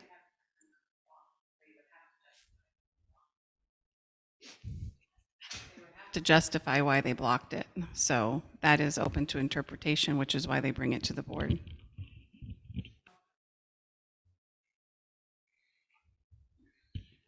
Okay, any more discussion? Thank you, Dr. Chesick. Thank you. And can't think of any more questions, although I did think of a question for Dr. Carson, but I may have to save it till after. So no more map testing. APR is going to be local control. Yes. Teachers, do the teachers like this? The teachers are in favor. I would say that would be a relief. Yes. Questions hit me after the fact. Yes. Yeah. And next we have a superintendent's report and legislative issues. Dr. Wilson. Have to remember to do this. First of all, I 100% agree with Dr. Carson and Dr. Chesick that the first 2 days of school, except for the heat, they have been tremendous. Walking around, talking with the teachers, getting into the classrooms, you would be amazed at what you have to teach kindergartners the first day of school. So I'm in the cafeteria and I'm just watching, and it is, okay, hold this way, you put your hand here, you better do this. I mean, it's just, oh, God bless them. And also with preschool, you just have to teach them everything. But the teachers are doing a phenomenal job. We've heard from numerous teachers that they really feel that this is one of the best starts to the school that they have seen in quite a long time. So that is a testament to all the preparation that our principals and our executive directors and everyone has done to make it a great first day. So it's done really well. I also want to thank you for participating in some of the meet and greets that you did. Some of you were able to go to the Meet the Teacher night and to walk around and have conversations, and then also open car doors and greet people on the first day of school. And so that's awesome, and it is well received, and people notice that. They really do. So thank you for all of that.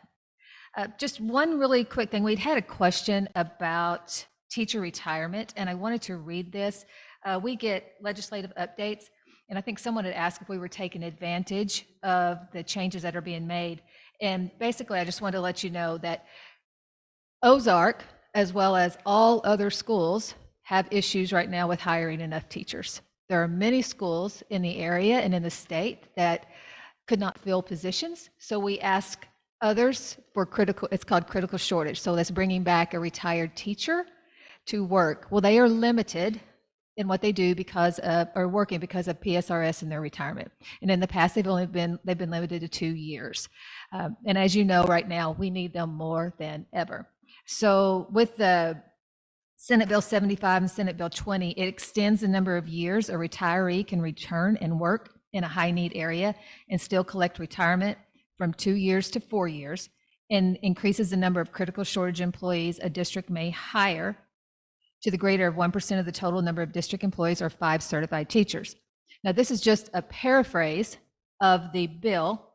So tomorrow there's a webinar that we're going to watch to make sure that we know exactly how many teachers that we can use. When I started reading the bill a little bit more, I then became a little more confused on, can you have 5 or you can have 1% of your total population of teachers? So we're going to watch a webinar on that. But what is good about this is that it does give us more flexibility if we cannot find a teacher to cover a class. Yeah, so that is a good thing. So that was my one thing right now on legislative updates. Go ahead and announce. And next we have our MSBA Action Center update. Patty Quisenberry. Thank you, Sarah. I just wanted to give you an update. I recently attended the quarterly board meeting in Columbia, and we went over the budget from the 22-23 school year. And while this was they're talking about the different programs that they do and the financials of it. This lady was walking around, Kim Ratcliffe, and she's the director of Medicare. And she handed me a card. She handed several board members cards from their school district. And one thing that it showed was that we received revenue for school district administrative claiming of $194,105. So I know we talk about the different things about MSBA, what we do and what we don't do. You know, we talk about the policies, we have free legislative, if we can want to call in, not legislative, but legal advice. But this Medicare program is something else. It's a consortium, but to be able to recoup $194,000 is something. But while we were talking, she told me that there was also other things. You could receive up to $200,000 more if we filed the paperwork for cost settlement, direct services, and possibly local tax effort public placement fund. So I met with Lori to kind of go over this, and she called Laura Akins in, who is our Director of Special Services. And I want to give her a shout out. She is already doing an amazing job. She has already looked at those other opportunities for cost settlement and direct services. She's already actively pursuing that and arranging the type to follow through with that. So there's an opportunity there for over $400,000 to $500,000 we will recover because we're in this program consortium with MSBA Medicare. Another thing I wanted to mention, the Region 10 meeting, I don't know if you've seen your email and followed that, but it will be here in Ozark on September 13th. And I hope all the board members plan to attend will be able to greet our guests. There are 38 school districts in Region 10, and we're not sure now how many are coming, but we will know that soon. The schedule is the registration at 5:30, networking at 6, 6:30 to 8:30 will be a dinner meeting.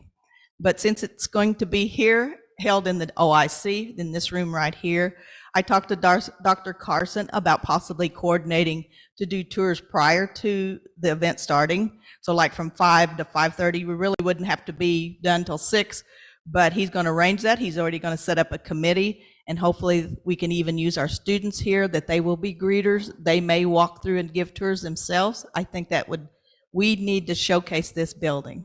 And for region schools to be attending here and to be able to do that, I think would be awesome. So I hope all of you plan to attend that. The next thing is the conference in Kansas City on November 2nd and 4th. I know a lot of you have already been registered.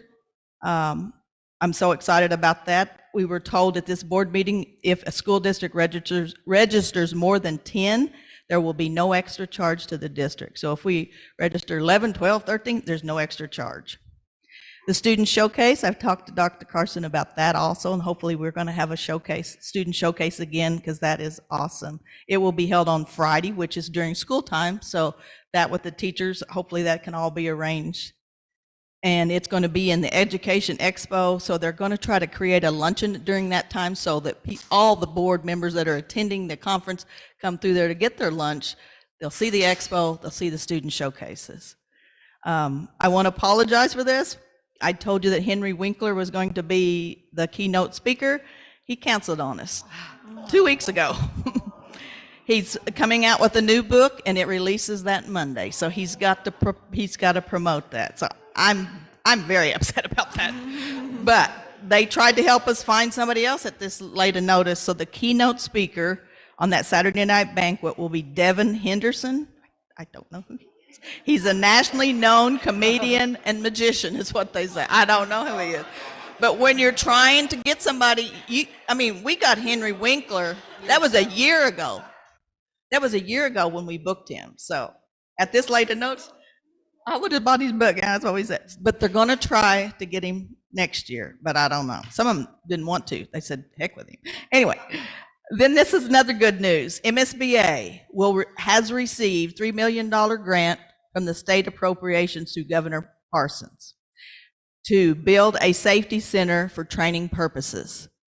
I know I've talked about Frank DeAngelis Center in Columbine when that occurred. They now have a center that they do training for not just shooting or intruders, but it could be fire, it could be tornado, it could be anything.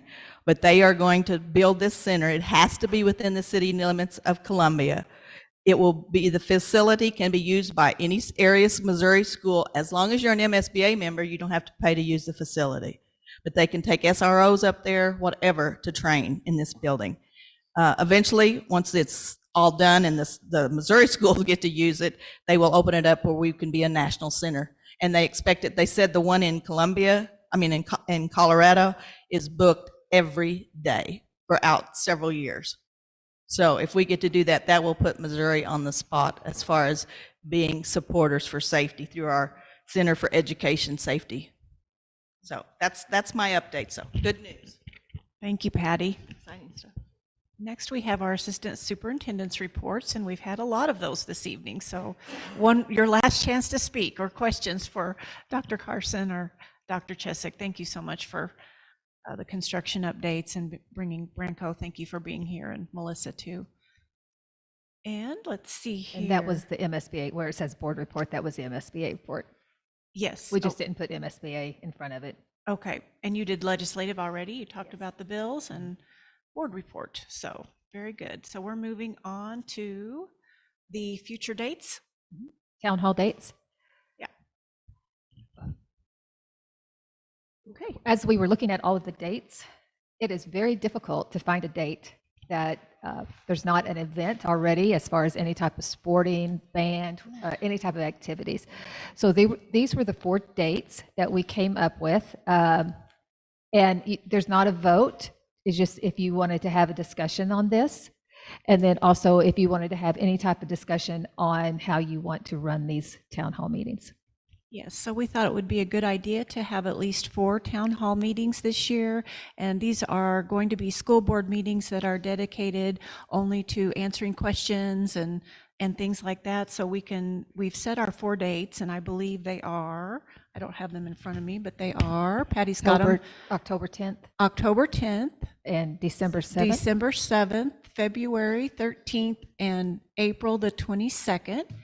And all of the board members may or may not be able to be at all of them, but we could discuss our format. We had Cindy Kinzer help moderate our last one we did at the high school. Oh, she did that. Yes, she did. Oh, it was the chamber. Yeah, Rachel. Yeah. Well, Cindy would be another option for moderating the town hall. She's good. So, how would we like to do that? Yeah. Yes. Yeah. I think I already called her and asked her if she could, if we wanted her to. So, yeah. Will we decide a topic for each one, or just like right now decide a topic for October and then see how things evolve and maybe decide, way ahead of time so we know what the topic's going to be? It's not just going to be an open forum, is it? I think last time we had a town hall, we asked for questions ahead of time, and you all chime in. And then we didn't have a specific topic last time. Yeah, not a specific topic. I know we did have questions that come in. I do think that having them run through PTA could be a good, and Cindy's part of that, if that's I know before, that's just a thought. I don't think we should limit it to it. I think we should let the people drive it. Sure, yes. So they can bring questions there. And What's on them? I don't think we should set sort of the same format parameters. as the chamber town hall. Well, last and time. I think they presented them beforehand, but then they also let people speak from the floor. Okay. We just had a time limit. Yeah.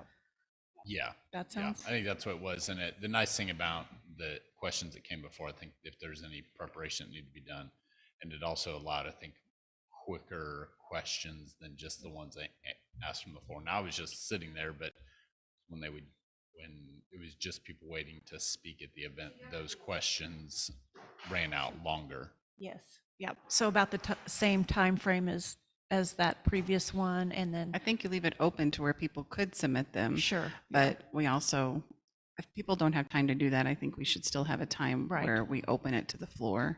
Yes. But obviously we have to have a time. Yep. That sounds good. And as always, people can always email questions if they can't make it that night, or call or whatever. But that we will have no business meeting that night. That will be devoted solely to town hall. Will they all be held here at the OIC since it's more, a good facility for a large group, or will we be moving them around?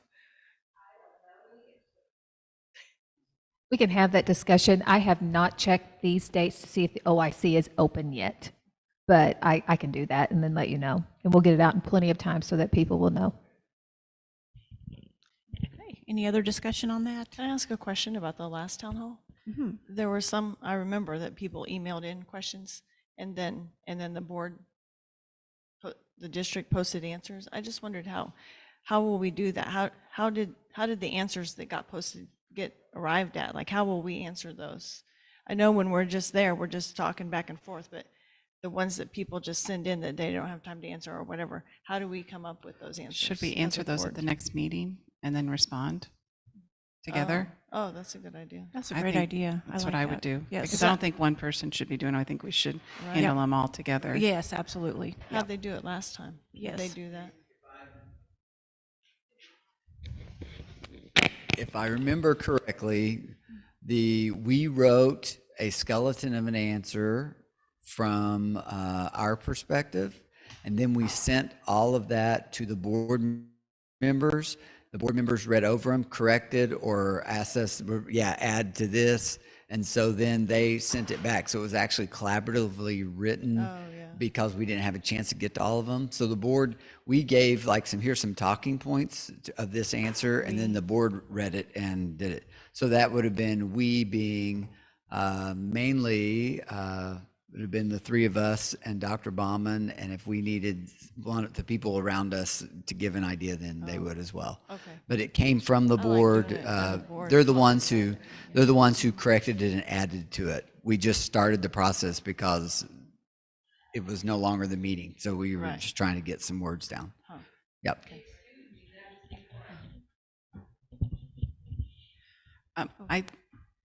Go ahead. I lost my train of thought. We were talking about collaborative I would hope that we would get them all answered during the town hall. And Yes. if we can't, then I think Yep. we should answer them at the next board meeting together and then present that. That's great. Yeah, Good, that's good. I like that idea. Okay, anything else on that? All right, we'll move forward with approval of consent agenda. Madam President, as always, I would like to pull letter A, the minutes, and then letter N, the job description, because I think that deserves to have Dr. Wilson talk about that a little bit so the public can hear So is about that a that job motion? description. Is that a motion? Consent agenda other than those two items? Okay. And do we have a motion?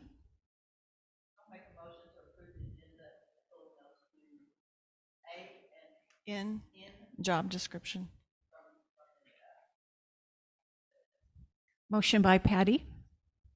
Do we have a second? Second. Second by Mark. All in favor? Aye, unanimous. Thank you. Okay, and Christina, we'll go back and discuss number Oh, I just asked to pull the minutes because minutes. I already talked to the board secretary about that, but there was something missing when there's it's legally required, and board policy also says, when there's an objection or a no vote on going into closed session, that reason for that no vote is supposed to be recorded in the minutes, and so it wasn't there, and I already talked to her today, and I'm pretty sure, did you say you were gonna put it in there?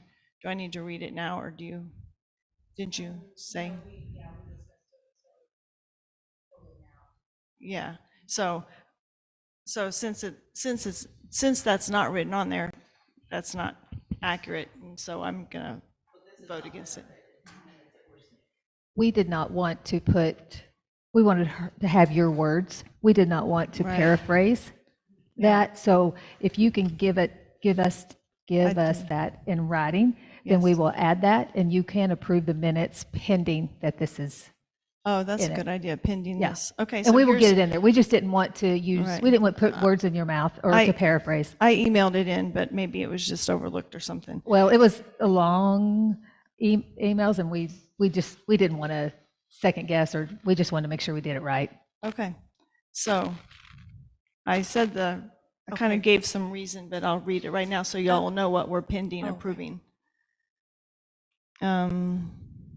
I explained what I talked about when we were voting no, and then I said, here's the full reason which I stated, : I don't believe board norms was going to fit under closed session. I didn't believe board norms was going to fit under closed session during the previous meeting of June, so I questioned it in advance then. I noticed afterward that it did not. Despite questioning it in advance this month, this was back in July when I was talking, despite questioning it in advance this month, explanation about why or how that topic satisfies any part of the very narrow as given in, and I was waving my law book. So I'm voting against the use of closed session. I think I used my battery more than others. Do you need me to read it again? Could you guys hear it? That was my reason for voting no, yeah. And so she will email you. Can you email? I looking did for- already. It's like 3 sentences or 4 sentences or something.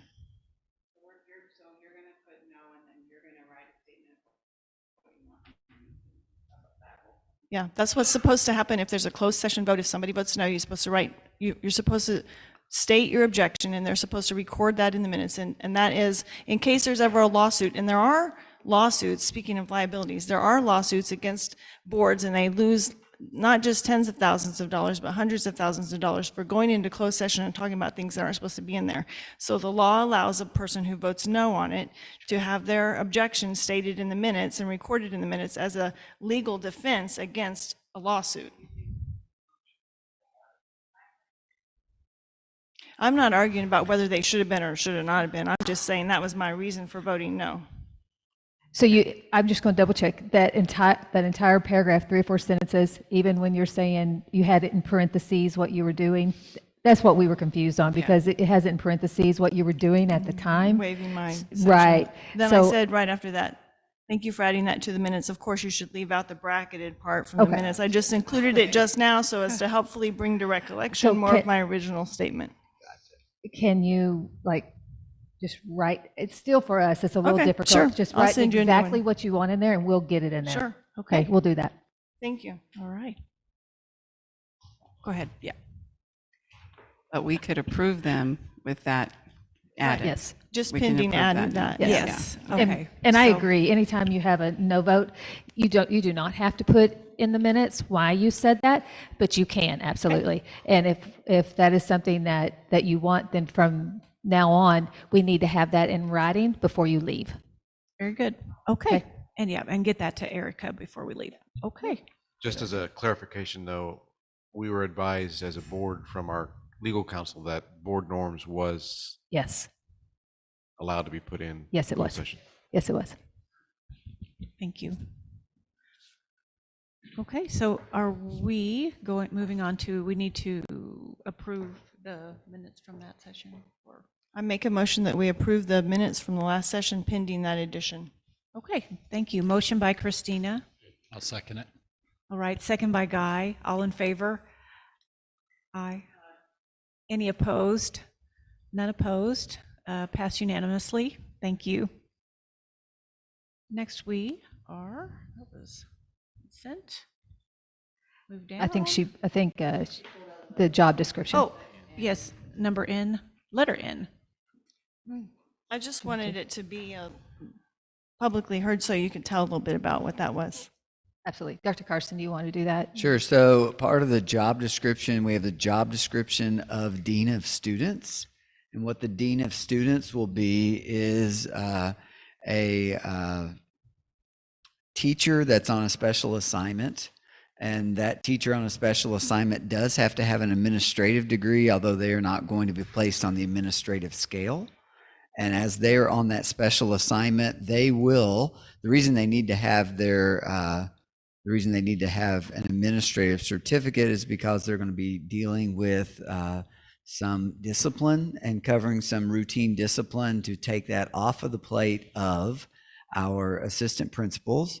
And the there's too much discipline in any school district for one person to do it, but they will help with that process. So then the assistant principals can do what one of their really important jobs is, to be in classrooms and help coach teachers around instruction, assessment, and to do evaluations. Our principals each, including the assistants and the principal, they all take care of our teacher evaluation system.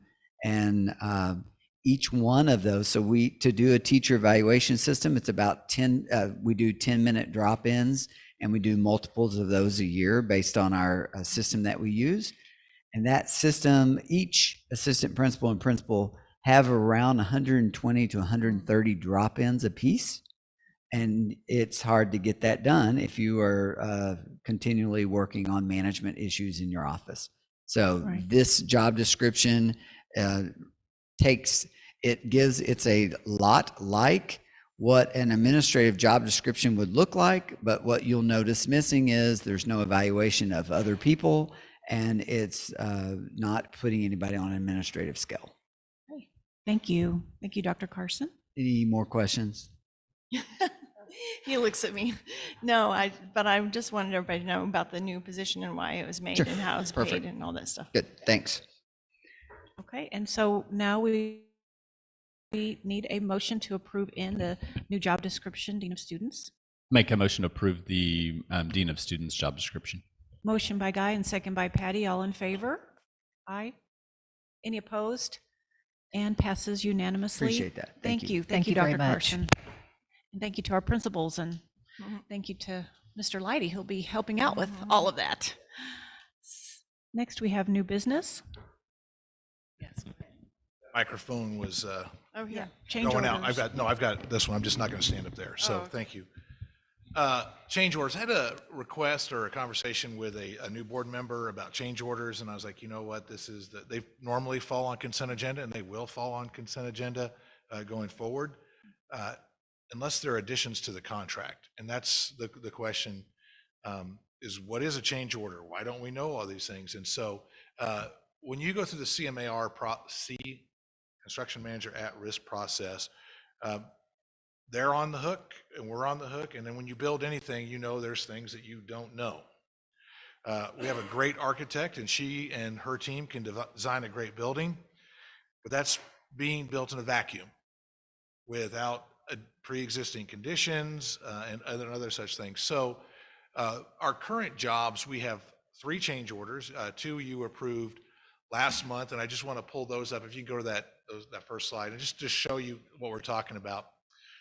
So these are drainage lines from surface water to drain out to our collection basin, and they're not where they were designed. So we had a plan according to the drawings. They said they were somewhere else than they are. Once they began digging, they determined where they actually were located, and we put on consent agenda last month, or actually in June, to approve moving those lines. And so that's been taken care of. And then the next one is it's just great, and I appreciate Mr. Jenkins for noticing. If you could scroll down to 37. Very few phone calls I have had have thrown me back, or text messages. I got a text message, found a cistern about 7 feet below grade while digging at Tiger Paw. I'm like, okay, I'm from Iowa. I'm very well of what a cistern is. I've seen cisterns. No, this is the cistern of all cisterns. And how deep did you dig before you stopped digging? Yeah. And it was still going out. It was still, so they weren't to the center of it. So we stop. They stop. They contact Esterly Snyder, and they contact engineers, and they contact the city, and everybody sits down, and the change request goes in, the change proposal goes in, it goes to architect sends an engineer, everything goes back and forth. This is an unforeseen, both of these are unforeseen things that nobody would have known was there. It's like a real Oak Island. If you watch Oak Island, this is like, what is it doing here? Is this the money pit? Who knows what this is? To finish digging it out was not the answer. To fix it was to put that metal grate over the top of it and cap it with concrete. That was approved by city. Looked at those. The architects looked at the engineers. Everybody said, "Hey, let's make this the way this goes." So that was brought to the board meeting as well on consent agenda. Neither one of those added to the contract. When you look at a change order, can you pull up the change order request, please?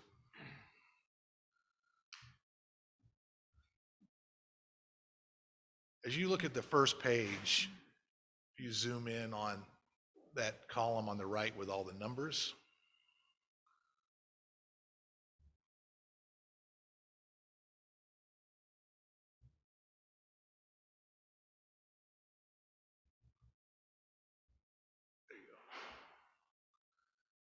So the top line is the original contract sum.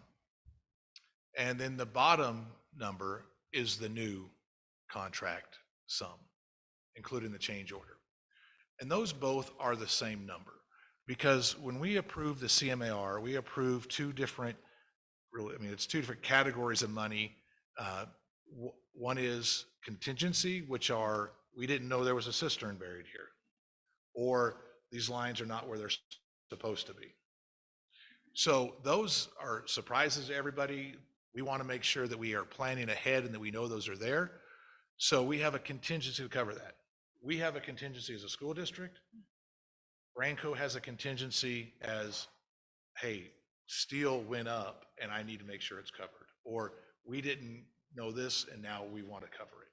So all of that is part of the original contract sum and it doesn't go up.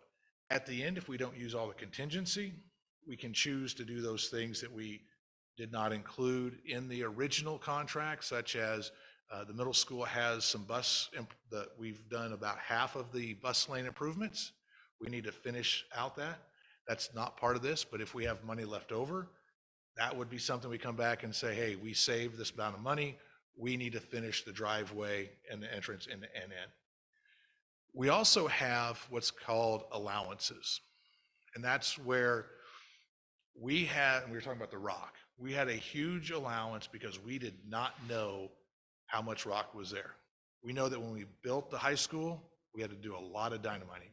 We know when we built the multi-purpose facility, we did a lot of little bitty dynamite because the high school was already there. We wanted to make sure we had that covered, so that's also in there. And that, again, that will actually come back to us to finish out those projects that we did not include in the original. So every month over the past 2 years, we've brought the OIC, being a pre-existing building. There was a lot of them. We're 6 months in. Are we 6 months in? And on 4 projects, and this is our 3rd change order. So I'm really excited about where we're at. The current change order is a part of what we did last month. When we bid this, we did not have the ESCO in place, and we, in Branco's bidding process is we go with the lowest best offer. And that was Honeywell, is that correct? Controls. Johnson Controls. So we switched over, and we're going to Train, so we switched it over to Train to match what everything else is going into the district. Yes, with the ESCO, with the Energy Savings Company, we're going to have, like I just showed you those, that's the EPM, that's going to be brought together with Train and everything else. So just to match that, that's what this change proposal is. And again, we do these on consent.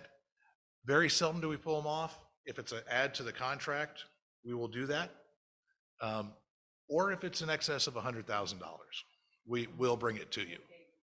Yes. So, and that's and if it's, so the board has given the district administration, so we can keep moving, the authority to execute these in less than $100,000. But if there's over $100,000, we have to wait till the next board meeting. But to keep things moving, as long as it doesn't add to the contract, we have had permission to execute it, give them permission to continue. Obviously, we wouldn't have had the storm shelter put in place at Tiger Paw had we not done that. So that's the history of it and where we're at now. And my recommendation would be to approve this change order from John Stone to Train Controls, or easier to say, approved middle school change order number 1. All right, thank you, Dr. Chesick. Thank you for the explanation, and we appreciate that. Do we have a motion? I'll make a motion to approve the change order as presented. Motion by Mark and second by Aaron. All in favor? Aye. Any opposed? It's unanimous. Thank you.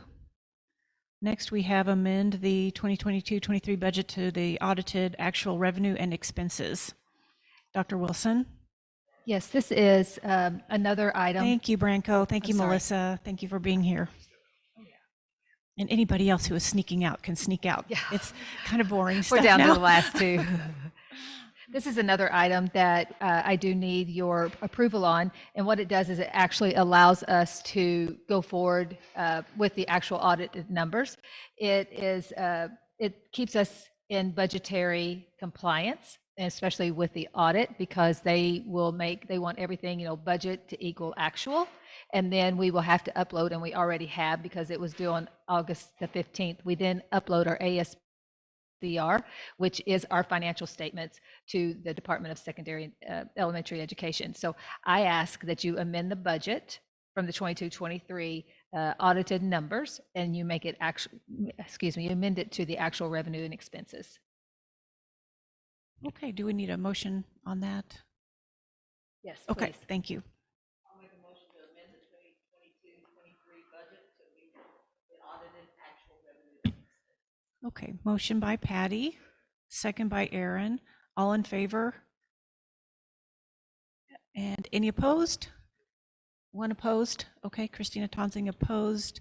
Everyone else is in favor. Thank you. Moving on to approve the ASBR annual secretary board report. Annual Secretary Board Report are basically our Thank you. financial statements that have been submitted to DESE. This will change once again. I mean, it will change probably a couple of more times, and we will continue to upload. We do not have the 100% final numbers from the audit. And so they go back, they look, they contact us and they say, okay, let's look at this number. And then we will send them more information. And then we will get the final audited numbers probably in the next few weeks. But then there's something, and this is what's unique about school finance, is that we will find something. Either we will get something from DESE that says, oh no, we changed a code, or we'll get something, especially in the special education world, that you find out after the fact and you have to go back in and amend, or you have to change the 22-23 budget. And then, or excuse me, financial statements. It's usually not by a lot, but you do that. And then you have to re-upload the ASBR again. We will probably re-upload the ASBR 4 times by the time that the audit actually comes out in November, which is typical for every school. But what I'm asking you to do is to approve the one that is submitted to you, the 22-23 Annual Secretary Board Report. Thank you. Do we have a motion? I'll make a motion. Thank you, Mark. Mhm. Second it. Motion by Mark, second by Guy. All in favor? Any opposed? Unanimous. Thank you. Next, we just need a motion to adjourn the meeting, and we will return to closed session. Yes. Here or in the other room? In the Sorry. other room, please. In the other room, yeah. I'll make a motion to adjourn this meeting, but to go back into closed session. Okay, Yes. motion by Patty, second by Aaron. All in favor? Oh, this is roll call. Thank you. Legal. And we are going into closed session due to legal issues. Thank you. Or actually, it's a legal issue that concerns students, so it could be either one of them. Okay. Yep. All right. Thank you.